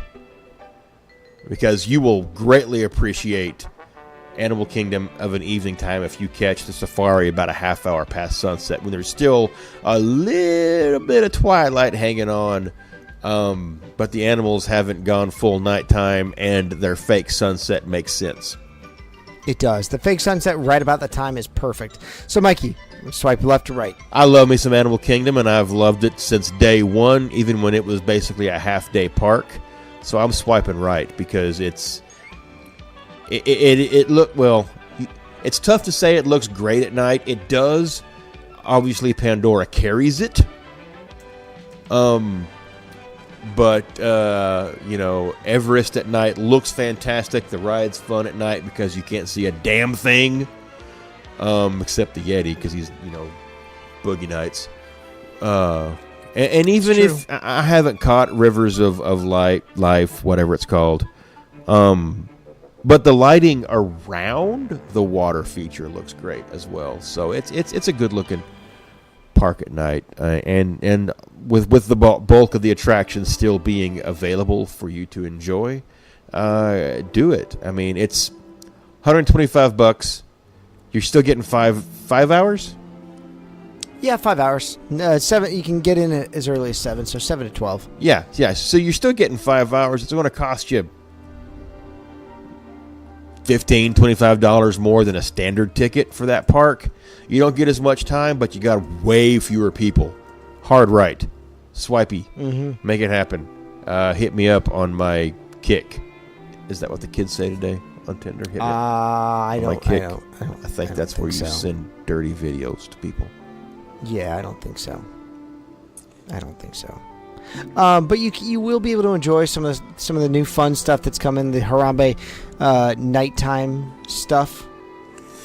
So, ooh, I've got information on that. Harambe at night, that area at night is really cool. I love it. So, I would say swipe right on this. That's the circle of flavors. Yeah, so let's stay with hard ticket events here. Over at DAC, Circle of Flavors, Harambe at Night is coming to Disney's Animal Kingdom. It's the Harambe Nights Redux. Yes. Because they've done the Harambe Nights before that had some musical acts and featured... but it was more like a buffet style. Well, you know what it was? It was a lot like the candlelight processional almost. Mm-hmm. Because you had a specific presenter of an evening that would give their lectern, their spiel, their something or another, and then you had live music that kind of focused around that. And yeah, the food was... Well, you know what though? I mean, yeah, the Circle of Flavors isn't necessarily a buffet, but it kind of gives you a little bit here and a little bit there and a little bit there. And to me, being forced... I mean, it sounds horrible, but being forced to enjoy something, I like that better, because if you give me a buffet, I'm going to get what I'm used to having. But if you start saying, here, try this, and the next spot you get something different, and the next spot you get something different, and that's the thing you get, and you're like, well, I've spent the money, so I'm going to eat it. I mean, I like this concept here. Yeah, so now with Circle of Flavors, Harambe at Night, this is more of like a culinary and experience tour of Africa. Yes. So we'll go through this. Starting at the train station, you're going to receive light hors d'oeuvres, snacks, and beverages, alcoholic and non-alcoholic, while enjoying acoustic music before hopping on the train to ride over to Rafiki's Planet Watch. I'm already swiping right. I know. I'm on a train. Right now, there's acoustics. This is what we're talking about that Frontierland needs. We're trying to do it on a boat. Literally, this is the Tinder equivalent of the girl's profile saying, "I do butt stuff and like it." Is she giving or take? But look, upon arrival at Rafiki's Planet Watch, you'll be greeted with light bites and sips again. So even more food and even more drinks. Yes, and there is a petting zoo. Yes, there is a heavy petting zoo.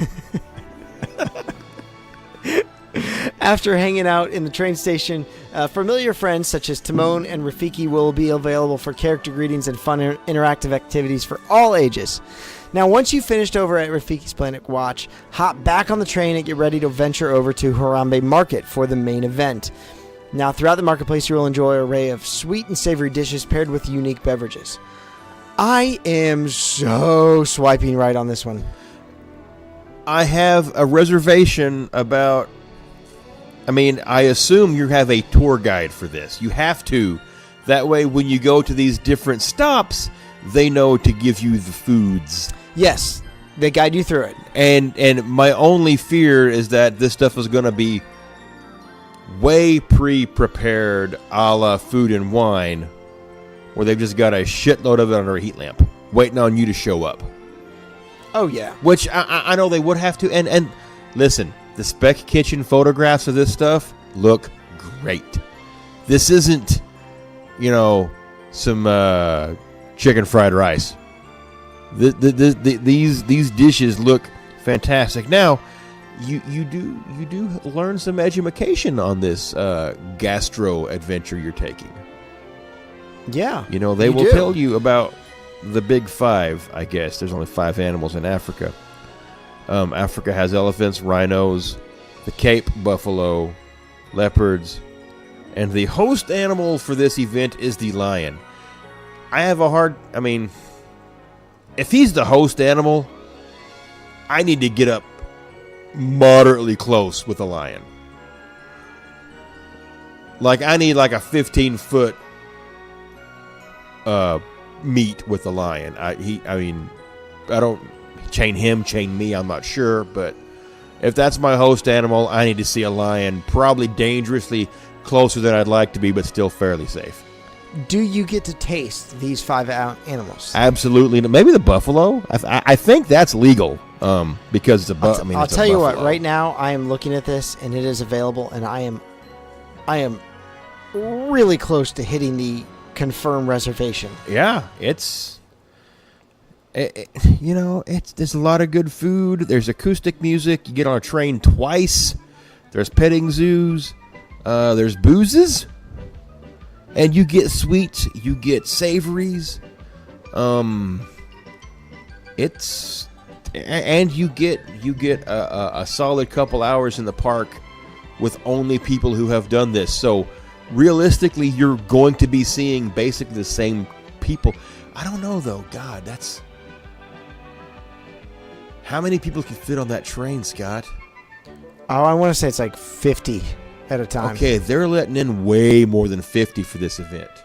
Oh, absolutely. No, this is probably... Now I'm getting kind of concerned about the logistics of training or, transporting everybody via railway to Rafiki's and then trying to get them all back. How do you work that with, let's just say, how many people do you think this is set up to take care of? 1,500, 2,000? Yeah. I bet this is probably a 2,000 to 2,500 event. How do you get 2,000 people to Rafiki's Planet Watch via train? You know what? No, because this is not technically a hard ticket event. It's more of like a dining reservation. I bet you this is limited to 150 to 200. I bet that's where they... I would do the hell out of this. I bet that's where they cap this. Again, you're not riding rides on this, so it's not the same as a hard ticket event. This is more of a dining experience where you're going to be tasting food and drinking. Okay, you're right. This is not the 5-hour event that I was thinking of. You need to already have a ticket for this. You do need a ticket for this. I think this would be a wonderful dining reservation to make. I don't think you'll be hungry when you're done. I don't know that you'll feel like you got $125 worth of bites. But you look, you can eat as much as you want. This is basically hork it down when you get the chance to. I think the tour guide you get all along the way, and maybe you get like some extra backstage kind of knowledge or whatever while you're at Rafiki's Planet Watch. Maybe they get you where you can see something happening to a critter. Maybe they're trying to find the gender on a boa constrictor. Who knows? I know how to do that. Just saying. It involves a cloaca. The other problem is that no discounts are available for this reservation. No, there aren't. DVC, if you are DVC or AP, you don't get the special discounts. How's it feel to be common, Scott? It feels bad because I kind of want to do this. I need to talk this over with Andrea and see if this is something we want to do because I do like this idea. But then again, my son eats chicken nuggets and pizza, so I highly doubt they'll be. I gotta, you know what? I gotta make a call to my concierge people over at Disney and find out exactly what is offered for kids at this one. I would say probably just pack like some Go-Gurt and apple wedges for Ethan, and he'll be good. Well, the nice thing is he does like the chicken nuggets from Africa. There's a little chicken nugget stand over there. Scott, they taste like the chicken nuggets from anywhere. They literally are the chicken nuggets from Wendy's. I promise you, they are the same chicken nuggets. Those are some solid nugs, though. They are good. They really are good. Wendy's has decent nugs. Even Burger King has McDonald's are shite, but Burger King are 10 for $1. Yeah, Burger King feeds broke fat people. Like they are. We're not sponsored by Burger King, but they give you a sloppy ass burger. Like you finish it and you're like, you got stuff running down your elbows, and you're like, God, that burger made love to me. Yeah, and that's for the cheap ones. Yeah. All right, so let's finish off some of the ones that we wanted to talk about. There's 2 more events we want to talk about. How did we get sidetracked with just 2 fucking people? Don't know, man. Don't know. But let's talk about Mickey's Very Merry Christmas Party. Okay. For the first time in forever. For the first time in forever, we are actually talking a little bit about Mickey's Very Merry Christmas Party. Now, we're not going to go into too much detail because we will eventually do a show on it. Maybe this December. It'll be 3 years of 3 sheets. Maybe we'll finally get around to tackling that Christmas party. You just made a fucking promise to the masses because 3 years of 3 sheets. Yeah. So look, the Very Merry Christmas Party is held over at the Magic Kingdom at Walt Disney World from mid-November through December. I think they actually start November 6th this year. You know what? Disney tries to start things as early. I mean, how early do they start Halloween? Halloween starts in August. Right. They literally decorate on November 1st for Christmas. And they're done by November 6th. Magic Kingdom is damn near done by November 1st. They start on the 1st and they finish on the 1st. Oh, yeah. Magic Kingdom, pretty much. So basically, they run from the first Thursday in November and continue a handful of nights per week, usually about 4 nights per week, 3 nights per week, until December 20th, 2019. Now, these usually sell out as you get closer. The first couple ones aren't so much of a sellout, but they do. Prices start at $95 per person. Most dates are over $100, and I think the last Christmas party is $139. So very much like the Halloween party, it runs from 7 p.m. till midnight, but you can get in as early as 4 p.m. There is a new castle forecourt stage show called Mickey's Most Merriest Celebration, and there is a lighting of the castle done by Elsa, as has been for the past couple of years since Frozen's been around. Yep. There's also a nighttime spectacular. It has not been said yet that a new one will be coming, but I imagine with Hollow-Wishes being replaced, I imagine that the holiday show will also be replaced with a more projection-based show as well. Because it's still April. I'm assuming that they'll add that on, just like they did with Halloween. Now, the main party offerings: Mickey's Once Upon a Christmas Time Parade. The parade is really good. It's fun. It's whimsical. It's got a nice soundtrack. It's not nearly as good as Boo to You, but it's nice. There's the Totally Tomorrowland Christmas Show. It's kind of like a stage show with characters retelling the Night Before Christmas story.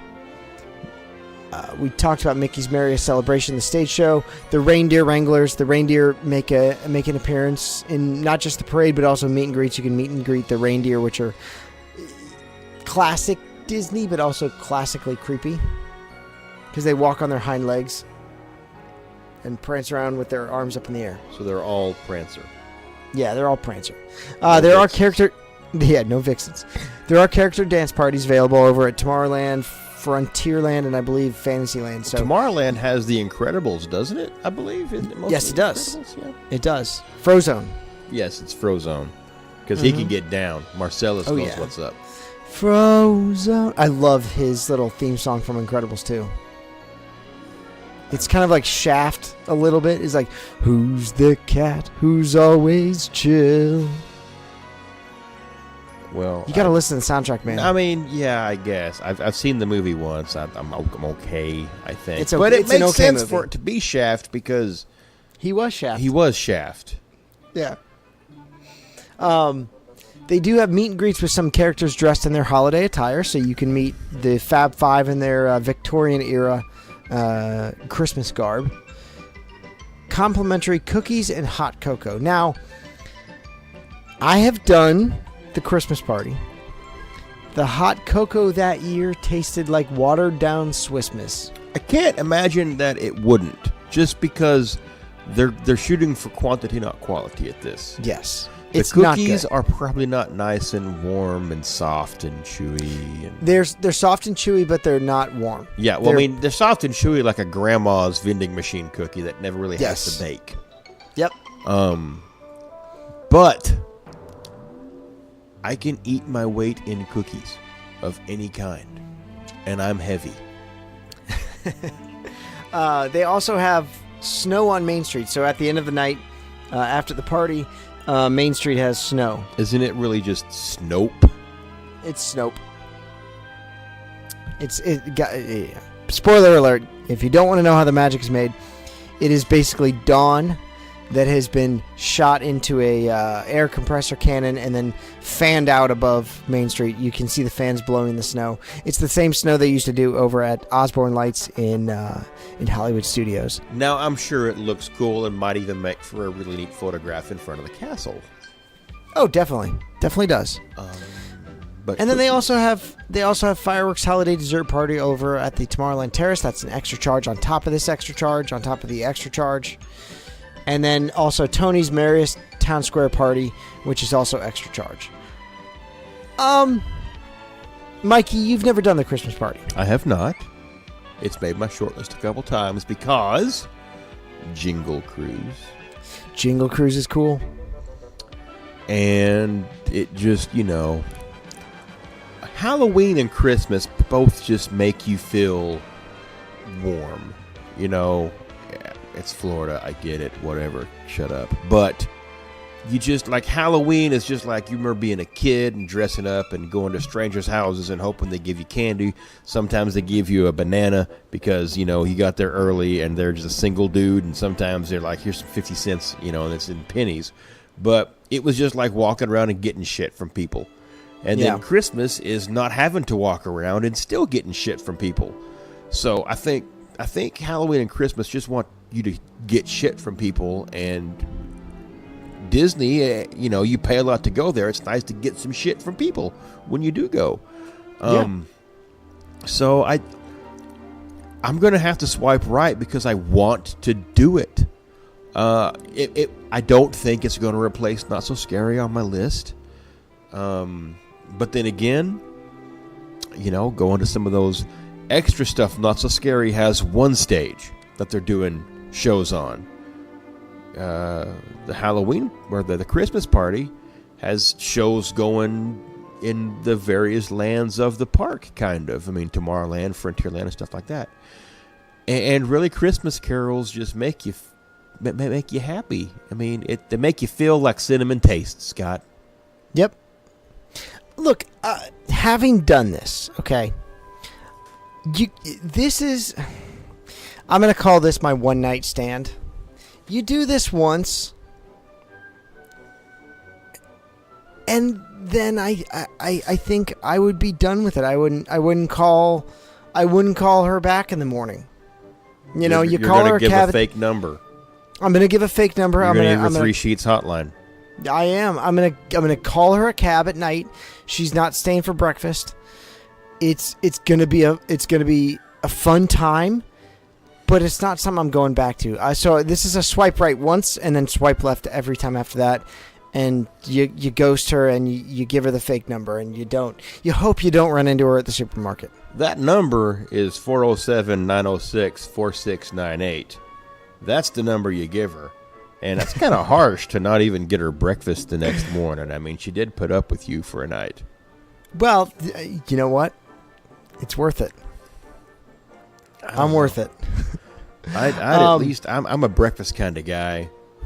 And it's a fine party. It's just not something like, I am not running to do this. Like, we were there in November last year. We could have done the Christmas party, and we just passed on it because it's just not something it's not something I need to do on an every year or every 5-year basis. I need to hit this once every 10 years, I would say.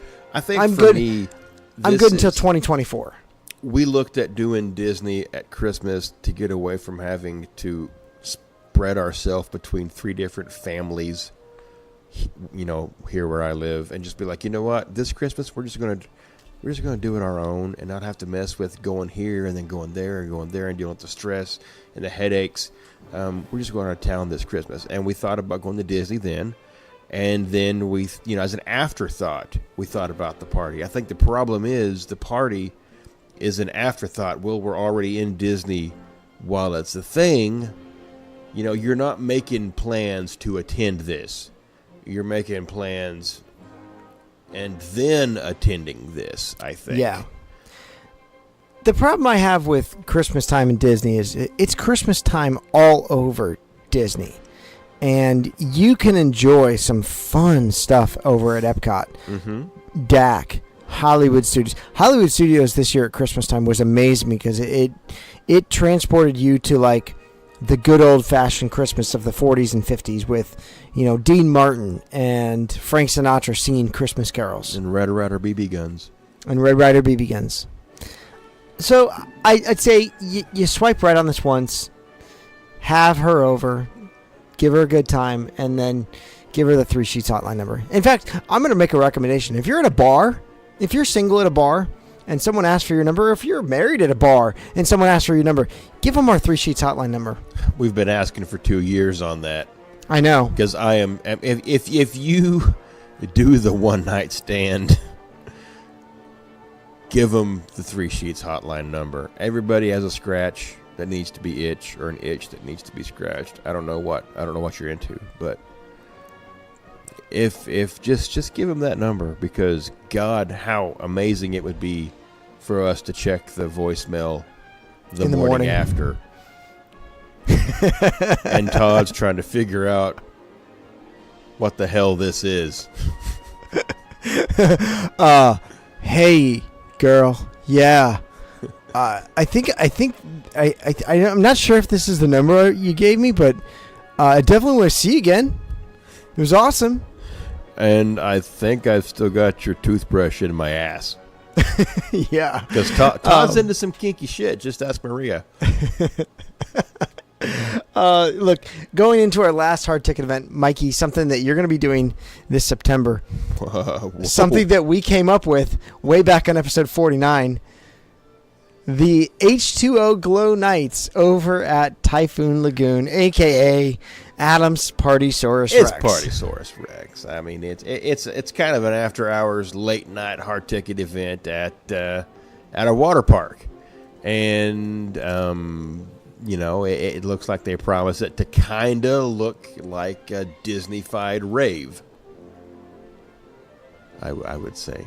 I don't have any notes on it, Scott. Sorry. Hold on. Let me get them up. I looked at other shit. I'm sorry. That's okay. I just figured you were doing it. You would. Nope. I want to be deets. surprised on this one, to be honest Okay. with you. And I don't do water parks because I'm fat and I got man tits. Well, hey. I mean, woman tits. So look, for 25 nights, 55 beautiful days and 25 wonderful nights, you can enjoy the ultimate glow party over at Disney's Typhoon Lagoon from May 30th to August 24th, 2019. Wait a minute. That doesn't you work guys are for me. You guys are doing the DVC one. Never mind. Yes.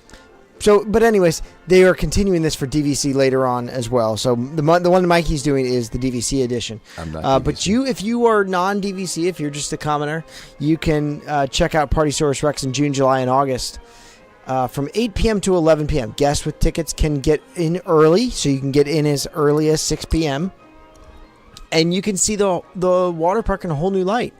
So Disney's H2O Glow Nights will transform Typhoon Lagoon into an electric celebration overflowing with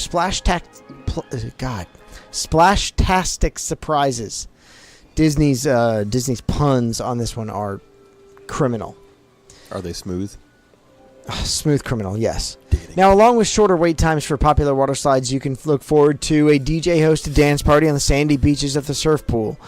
You can have a playful mix of Toy Story-themed experiences, including meet and greets with Buzz Lightyear, Woody, and Jessie, and then a replica prop of Partysaurus Rex. Rex is not actually there. No, he's not. He's not actually there because you'd have to. They haven't imagined Logistics. how to make that happen yet. Logistics. A tempting array of limited-time food and beverage offerings are also available for purchase. And then there's a special area called The Wharf, which is just for adult partygoers, featuring entertainment and a bar with refreshing libations for purchase. Yeah, so that's your rave. There's not going to be any free booze at this event whatsoever. No. But I'm going to get a whistle and some glow sticks and go crazy. Also available for your convenience are Joffrey's Coffee and Tea. So if you need that extra perk for the late night, you can get it there. Mini donuts. I'll be in the pool. I don't need that. Mini donuts over at Disney's Typhoon Lagoon. What is that? Happy Landings ice cream. You can also get the locker rentals over there, towel rentals, hair wraps. So Mikey, you can get your hair wrap. I'll need it before I'm done. Both my hairs wrapped, please. Yeah. Don't Tickets for this one are $59 per adult and $54 per children. I've never done a Disney water park. I think it'll be a lot of fun. And you get about 6 hours or 5 hours. And it's at 5 night, hours. so I won't get sunburned. Yes, as a ginger, you definitely need that. Yas. But all of the water slides are available. It's hot in May, June, July, and August. I guarantee you people will be chattering their teeth before we leave in September that night. Oh no, it's still hot in September. I don't know. Bitches be chattering, man. Yeah, but this is definitely the Party Source Rex that we have created back on episode 49. Yep. Right, the same episode as Bo Peep's Burlesque. Still waiting for my Bo Peeps Burlesque. Yeah. It's gonna happen.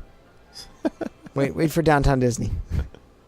Is that what we're calling it now? Downtown Disney? Yeah. So swipe right or swipe left on this one. Obviously, you're swiping right. I think I've already swiped right. You're just waiting for the date night. That's right. Listen, she's got a line ahead of me, all right? I'm just waiting for my turn, and she'll realize who the real stud is. It's the guy who shows up to dinner with his own plates. There you go. Yeah, your thing is the Moonlight Magic over at Disney's Typhoon Lagoon Water Park. Essentially the same thing. It's not changing, but you're just getting access to shorter attractions, shorter ride attractions throughout the parks, meet and greets with Disney characters, DJ dance party, complimentary light refreshments. Hey. So snacks and soft drinks. Cool. Bitchin'.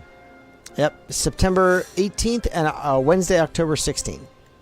If you're DVC, so go register over at your DVC dashboard. You can check it out there and see what you get. I'd swipe right on these. I think they'd be fun. I like Typhoon Lagoon. I miss the Shark Tank, the Shark Reef. I don't know. I saw one in Atlantis. I mean, by shark, I mean there's a dogfish in there. Oh. And you snorkel through this like reef. You can't dive down. I mean, it's probably a 15-foot deep pool that's 50 feet long, standard swimming size pool. Yeah. And you kind of like see coral reef below you, and you snorkel. You can't dive down and check anything out, but you've got like a life jacket on to stop you from going too deep. No, they just don't let you dive down. They tell you to come back up, and okay. And if you don't, you won't get a warning, and then the second time you don't get to come back. Or yes, drowned. I mean, I'm fucking go big or go home. All right. Stay under. No, you can't go down there. Oh yeah, watch me. But yeah, you used to get a flipper, fins, and snorkel and mask, and you get to snorkel through there. Well, it's pretty cool. I'd swipe right on the Typhoon Lagoon thing. I would definitely do it. I'm looking forward to it. I really am. I think it'll be a lot of fun. I think it'll be noisy. I think it'll be a good time for the shooters to assemble there. I'm sure the shooters going to assemble. I'm sure the shooters are going to go live, and I'm sure it's going to be a raucous good time. I have no doubt that Disney is going to revise their policies when we leave in September. Most definitely. So look, specifically their policies around ADRs at Wilderness Lodge. So look, go check these hard ticket events out. They are a lot of fun. Some of them are better than others. You're forgetting two of the most important ones. Which we've already done those. No, we haven't. What are they? Because I did research and I found this, so I got to talk about it. Because I looked. What are they? The Starlight Safari. Oh, okay. which is at What about Animal this? Kingdom Lodge at a resort, actually. Okay, so this is more of like a tour. It is. It is going to run you about $74.17, which is a very fucking specific number, but that's what it costs. Well, that's probably with the tax. Okay. But basically, you're going to leave from Kidani, and you're going to load up on a, basically the same thing you ride around on the Kilimanjaro safaris. It sounds like it's a sturdy, open-sided safari vehicle, but this is going to take place at, I believe, 8:30, and then again at 10 o'clock of an evening. So they do two of them. It lasts an hour, and they're going to take you around the grounds of Animal Kingdom Lodge. Basically, you're not going to get on, Kilimanjaro or anything, but you are going to be given NVGs. You're going to get night vision goggles for this experience. Ooh. And they're going to take you around. You're going to see, the zebras, the giraffes, the wildebeests, antelopes, gazelles, see the flamingos, the ostriches, and they say over 20 other exotic African species that roam the savannas of Animal Kingdom Lodge. I wasn't aware they had that damn many animals that ran around out there. They do. They certainly do. But I would imagine you're also going to get, a little bit of information about the animals and some knowledge and stuff like that. Like I said, this is like at 8:30 and it's at 10 o'clock. I read some reviews. They say that 10 o'clock is better because there's not really any good reason to use night vision goggles in the summertime at 8:30. Because everything is still pretty well lit, or twilight. It's in that in-between point where night vision won't help you see anything at all. It starts at 8:30? Yeah. Yeah, but it's going to run till what, 10? It's 8:30 to 9:30 and then 10 to 11. 8:30 to 9:30, it'll be dark enough. Yeah, but 10 to 11, it'll be dark enough. Oh yeah, 10 to 11 will be dark enough. But that's for the adults and adult children. Don't expect tweens. Extra foods and stuff like that. I think you get like a souvenir gift. Mm-hmm. But it looks like it would be interesting. I don't know that I would swipe right because $74 for 1 hour seems a bit high, even if you get to play with some night vision goggles. I'd swipe left on this because you can rent the night vision goggles on your own. If this was on the Kilimanjaro safaris from like 9 to 10, I'd probably be more apt to, not for $74, like bundle it with some other shit. But it's if you're already staying at Animal Kingdom and you're looking at something to do on a night when you're not going to a park, it's an option. And being the fact that you get NVGs, it's interesting. Now, Scott, how about this one, which we didn't talk about, and it's brand new, is Woody's Roundup at the Contemporary. Woody's Roundup. Okay. Come on and join the fun. No. It's Woody's Roundup. Nope. It's a 4th of July party. By the way, Mikey, if you want to rent night vision goggles at DAC, there's a night vision station behind the large pool to the left. They have 2 sets of night vision goggles on lawn cords attached to the fence and 2 guides to help you. Don't reserve them, just wait your line. Oh. Save your $74. You're welcome. There you go. Thank you. So, Woody's Roundup, this one bothers me. It's brand new. They just announced it. It's at the Contemporary, which is exactly where I would put a cowboy at the most. Right, because there's no wilderness area that a cowboy could go. Yeah. Or even a ranch with horses that a cowboy would go. Oh, Disney, you're a bunch of idiots. Yeah, and it's July 4th through the 6th, so you're looking at 3 days for Woody's Roundup, a fun-filled barbecue buffet, complete with food, friends, fun times, and all the comfort of Disney's Contemporary Resort, which does not go hand in hand with Woody at all. Not to say there's no comfort at the Contemporary, because it's a fantastic resort. doesn't fit what they got going on. And all I can think of is they're trying to shoehorn this into like one of their convention areas within within the building there. Now, you'd like it. No joke. You do get a complete barbecue dinner meal with brisket, smoked pork ribs, boneless chicken. So Tim would eat it. You get some roasted peach dessert thing. It's spelled maybe coulis. I don't know what that means. Coulis. Coulis. You got cornbread. You got succotash. The menu sounds good. You know where you can find it? Over at Trails End. It's Yes, the you can. same menu. I know. Same menu, which is probably being made there and then bussed over to the Contemporary and reheated. The photographs looked really good and made me think maybe it was done in the Contemporary's kitchen. I bet this is done over at Trails End and then bussed over to the kitchen at Contemporary and then warmed up there. Which, if anyone warms up brisket, no, you serve that right off the smoker. The kids menu actually appealed to me a little more.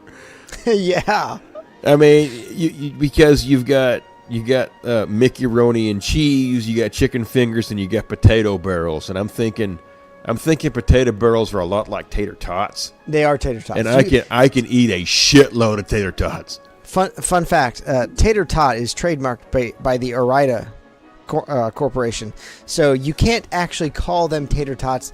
They're potato barrels. Yeah, that's why they're not tater tots. At this event, you will get to meet, obviously, Woody. You'll get to meet Buzz Lightyear. You get to meet Jesse and Bullseye, which that might actually be pretty cool. And I want to say I've seen that they're going to have some Army men show up and other toys and theatrical backdrops and other fun props to bring it all to life. They said something about someone doing like demonstrations of trick roping. Oh, that's kind of cool. Which is cool, but again, contemporary. You know where you could also do that at the Tri-Circle Ranch over at Fort Wilderness. And let's see what else. Oh, here's the big one. Oh yeah, there it is. Sarge is going to be there. But Sarge is cool. You also get where is it? I saw it just a second ago because I got all this written down here. I think crafts. They said you got crafts, which I thought, well, that sounds kind of cool. A macaroni necklace, you make it the Contemporary, but I think it really just means balloon art by like people who blow balloons. Yeah, pretty much. Of your favorite Toy Story toys. I have a hard time with this one. Now they have this thing called the cherry pie shot, which is basically cherry pie in a shot glass. Yeah. I'd eat that. That's, you know what? Look, if you're down in Disney from July 4th through the 6th, and you're there on July 4th, I would rather do this than be in one of the parks, because I've been in the park, I've been in Magic Kingdom on July 4th. It is ridiculously crowded. And I went there in 2004, which was right after 9/11, and when Disney was hurting for attendance, and it was still crazy crowded. You will get to still see the fireworks because they'll have it all set up outside where you got a viewing area so you can see the fireworks to close out your night. Now, if you're there on the 4th, you'll get the 4th of July fireworks. For the 5th or the 6th, it'll be your standard happily ever after. Well, yeah. And still not bad, but the 4th of July fireworks are amazing. They really are. Because it's not just happily ever after, and then there's a fireworks tag on the end of it, and you get the Magic Kingdom full perimeter fireworks with all of the wonderfulness that is America. This will set you back about $149 for adults and $99 for kids. This is where it gets a little pricey. Tax and gratuities included. Now I have seen websites say that it's already sold out for the 4th, but during my little research thing, I went ahead and hopped on to My Disney whatever website Experience. thing, and was just searching to see what the ticket price was, and I typed in July 4th and for one person, and it gave me a time. So I didn't want to click on that time because it looked a lot like I'd be pre-reserving it if I did that. But you got a couple more steps to go, but yeah, it's still available, and because it's $150 for an adult. I mean, for some reheated barbecue. Yeah. You're not, as an adult, you're not going to this. You're going to this for your kids, but I really think they would have had a better time at Fort Wilderness. Yeah, I mean, look, I would say if you want a campground feel, if you're there on the 4th of July, go over to Fort Wilderness, check out Trails End, check out the Tri-Circle D Ranch, which is right there on property, and you can have all of your good old-fashioned Western wilderness right then and there, and your food will be fresh because it's made there. I'll do you one better. Go to Hoop-de-Doo. Go to Hoop-de-Doo. Go to Hoop-de-Doo. Go there early. Put your kid on a horse to Tri-Circle Ranch, and then fall over to Hoop-de-Doo for dinner, and you're still going to be coming out ahead, and I promise you will have had a much better time. You wouldn't meet a character, but you would have had a much better time. Also, all you can drink on some beer and sangria at the Hoop-de-Doo. Winning. It's Bud Light and it's sangria, but still. I think it was Yingling. Oh, yeah, no, that's right. There's a Yingling option. Yeah. Yingling and Bud Light. And sangria.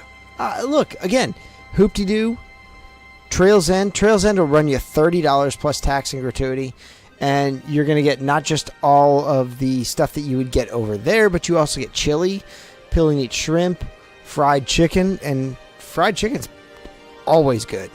Agreed. Yeah, I think this sounds great up until you get to that price point, because you're not going to get into a park. Yeah. There is nothing you can do except eat and take your kids around with other kids to meet some characters. Maybe you get a balloon animal, then you watch some fireworks. It's pretty high for barbecue. And it's not in the right damn spot. The only reason it's at the Contemporary is so you can fireworks. Yeah, you can sweeten the pot with fireworks. Yeah. I'm swiping left. Even with a kid, I'm swiping left. I'm swiping left. Doesn't work for me. Okay, Scott, I got one more. Okay, and this is the funny. The Sheeters, I'm sure we're sitting here thinking, we're only going to have Mikey and Scott. This is going to be like a 40-minute episode. Yeah. My wife was thinking that. Nope. So at the Epcot, there's this random thing called Disney's Yuletide Fantasy. Mm-hmm. Okay, it's going to set you back $139. Also more like a tour as well. It is. Basically, it walks you through what Disney does to transition from normal to Halloween or to Christmas. Okay, it's a lot of backstage tour.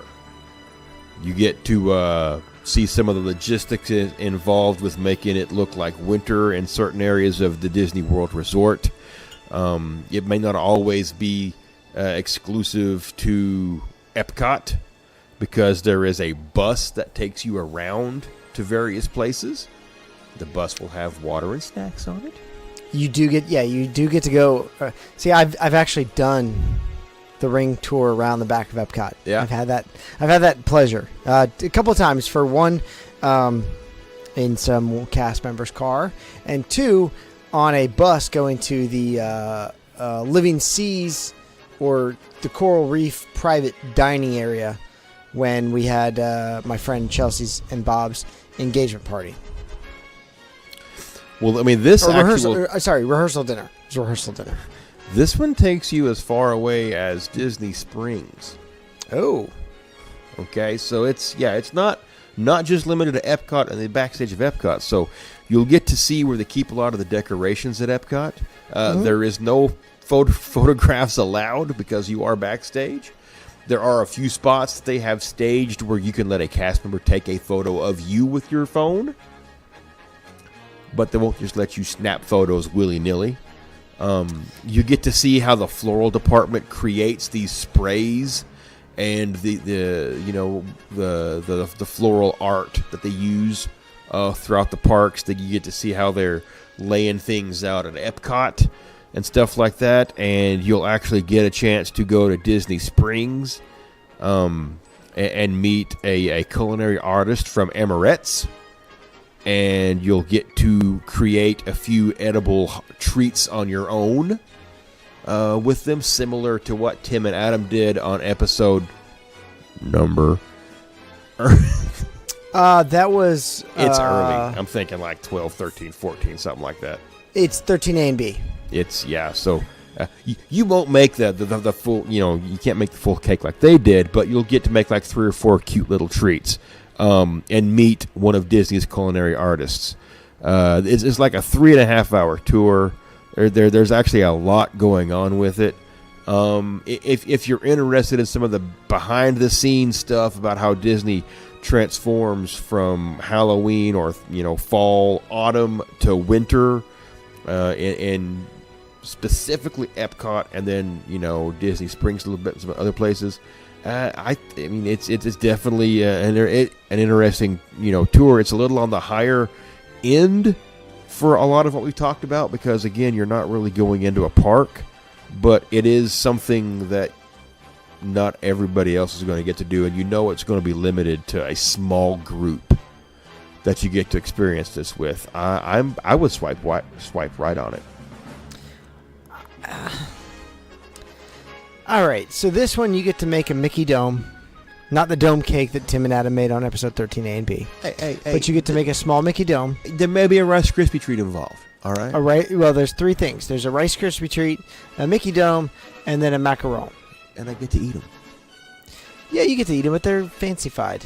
You are already trying to poo-poo on my day.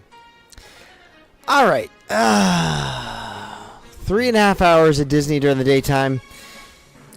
Having an AP, having gone down to Disney for 10 years, it is nice to find new and exciting things to do that are not just running to and from ride to ride. It really is.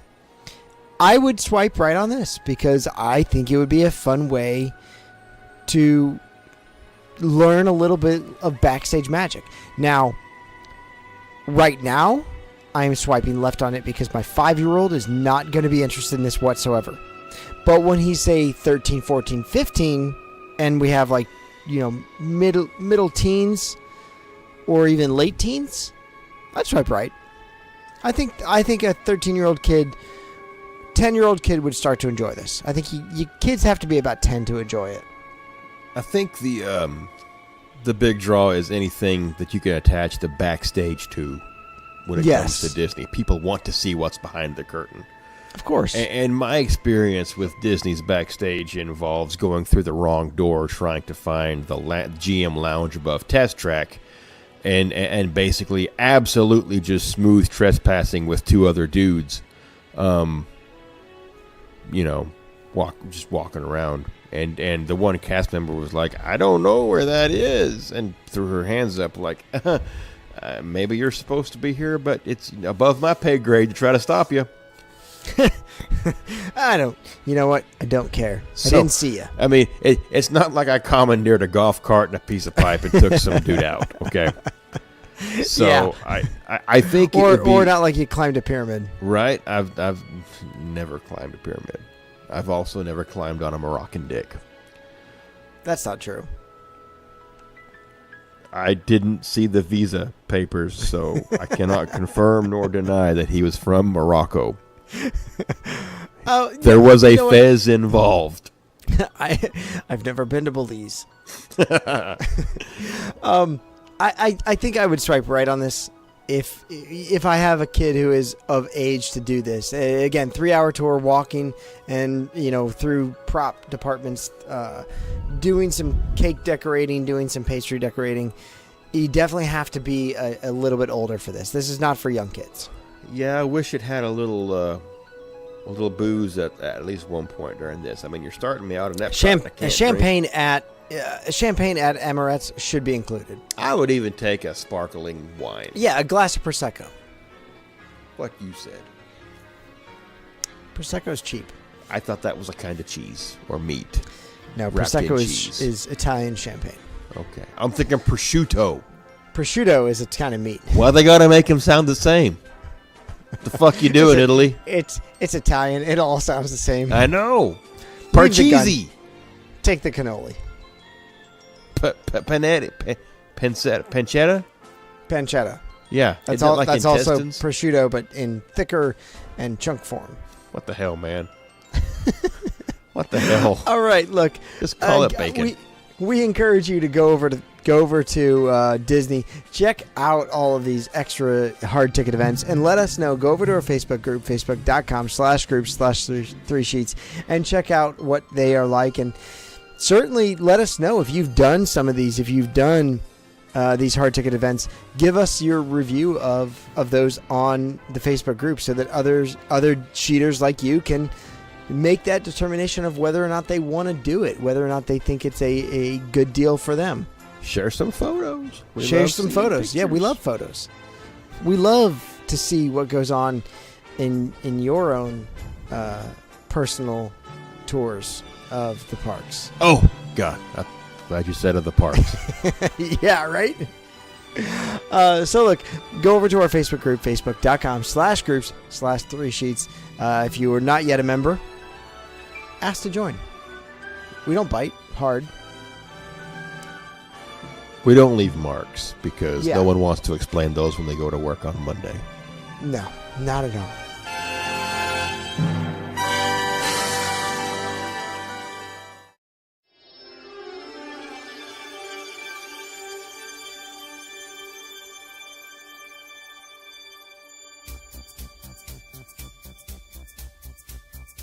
Go over to our Magical Meltdown site, www.themagicalmeltdown.net. Check it out. We got some t-shirts up. We got some glassware. Some fun stuff over there. Damn it, Scott. TheMagicalMeltdown.com. It redirects you to magicalmeltdown.net, but when you say magicalmeltdown.net, I sound like some soccer mom who sells Scentsy warmers, and she's trying to get you to go to her ghetto webpage. So, magicalmeltdown.com, it sounds like, it's legit. Well, it's not legit. Hey, listen, it's not a pyramid scheme. Until you climb the pyramid. Well, or at least found get the the pyramid, t-shirt. I want a photograph from the top. Look, we do have some awesome t-shirts there. The Moroccan Wall t-shirt is available. Yep. Some cheaters have already started to wear it. I am excited to see a paradox of a Moroccan Wall t-shirt in front of the Moroccan Wall. I'm looking at you, Iva Suarez. I know you have one. Go do it. So many Dick Wall pics in the last Yes. 5 days. You know what? I'm glad we made it a thing. I've been taking dick pics for like 10 years. And people are like, I can't believe where is this? Yeah, well, don't put them on the. Never mind. I'm just gonna stop because I have too many drinks. Mikey, you've asked for nudes. I just send them to you. I have. I've been. You know what? Speaking of send nudes, Gina McDonald has not sent any nudes. Okay, well, good. But she has taken full advantage. I'm calling her out this episode. She's taken full advantage of the 3 Sheets hotline, 407-906-4698. When we say send us, if you're out, send us drunk pictures, drunk text us. She has absolutely been sharing photographs of her nights out with some of her friends and stuff, and it has been fun to see those come in. We get a kick out of that. So we're not just saying to send new. I mean, you can, all flavors. But if you're just out and you got some drunk friends and you want to record a message, call that up and record it. If you want to take a picture of all your buddies making drinkies, take a picture, send it there. Like I said, we get a kick out of looking at it. One of these days, we'll put together like a gallery of, and it'll have everything from partying in Vegas to frogs with penises. Oh, well, there you go. You know what? We'll even put some like backing music to it. It'll be like a slideshow. Oh, I can make it a slideshow, Scott. I need more We'll make it a photos because slideshow. I'm probably only sitting at like 15. Okay, so then Three Sheets Nation, that's your challenge. If you're in the parks or just having fun at home, There you go. Send some photos. You can text that number. What is that number, Mikey? It is 407-906-4698. So send some text to that with your night out photos. Let us know what you're doing, and we'll put you on our slideshow. It'll be like when the teacher comes back from England and he shows all your slideshow photos. But this will be so much better. Honestly, I never had a teacher go to England at all, no? so I can't. Oh. I can't. No, I haven't. No, I had one get. He got put on leave, but that was just an administrative situation until they realized that she was lying and that. Totally different. Yeah. Different. So yeah, go send your photos to our Three Sheets hotline. Go check out magicalmeltdown.com. Baby in a bar got a lot of compliments. Baby in a bar is a thing. We've been baby in a bar for almost 5 years now. Babe, your math doesn't work. No. My family, my wife and I have babied in a bar since 2014. Okay, you're pioneers. We babied in a bar. Our first baby in a bar was, I think, I think it's Mulligan's in Hoboken, actually. But baby in a bar is a cool thing. Get your baby in a bar T-shirt. Get your Morocco T-shirt. If you're really a big fan of Kurt Russell, there's a Sky High T-shirt available. There was more than just Kurt Russell in that film. The former Mrs. Travolta was in that film. Oh, what's her name? Kelly Preston? Yes. Really? That's Kurt Russell's main squeeze. Oh, I like That's Kelly Preston. Mrs. Stronghold. The captain, the commander, and I don't know. She could fly, and he was just strong, and she would basically Sherpa him wherever he needed to go, and then throw him. He'd kick ass, and they'd fly away. She was great in Jerry Maguire. She was great in Mischief.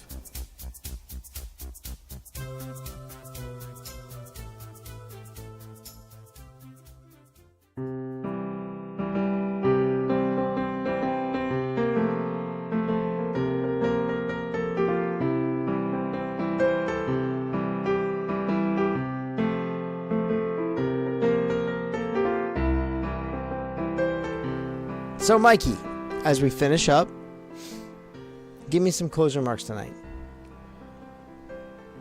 I have enjoyed just hanging out with my boy, the hair, Scott Farney, this week. I did a lot more talking than I normally do because I had to fill in some of the dead air.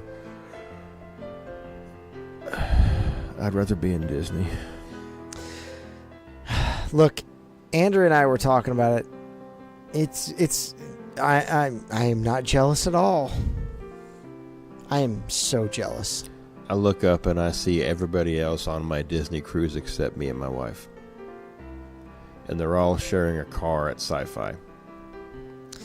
I'm so looking forward to Sci-Fi this trip. We haven't been there in a while, and I'm looking forward to dinner there. I like it. I love it.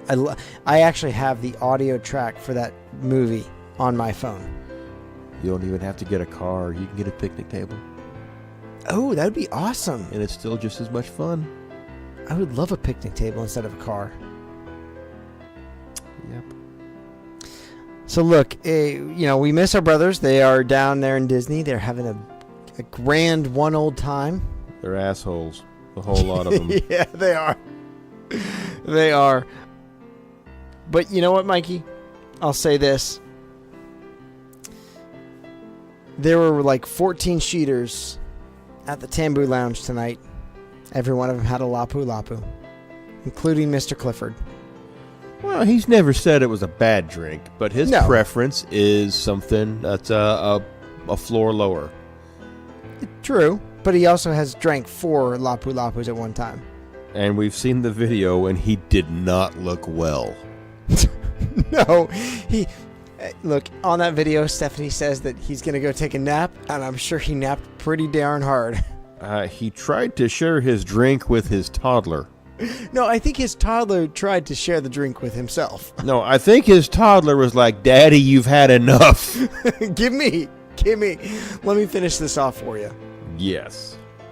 That was, by the way, still one of my favorite videos on our page. So look, as we finish up the show, we are sorry if you expected something that was quick. It ain't, because we had a lot to get through and we had a lot of fun talking about it. So I will say, from all of us here at Three Sheets to the Mouse, thank you for making our show part of your Disney life. Thank you for your time, this time, and until next time. So long for just a while.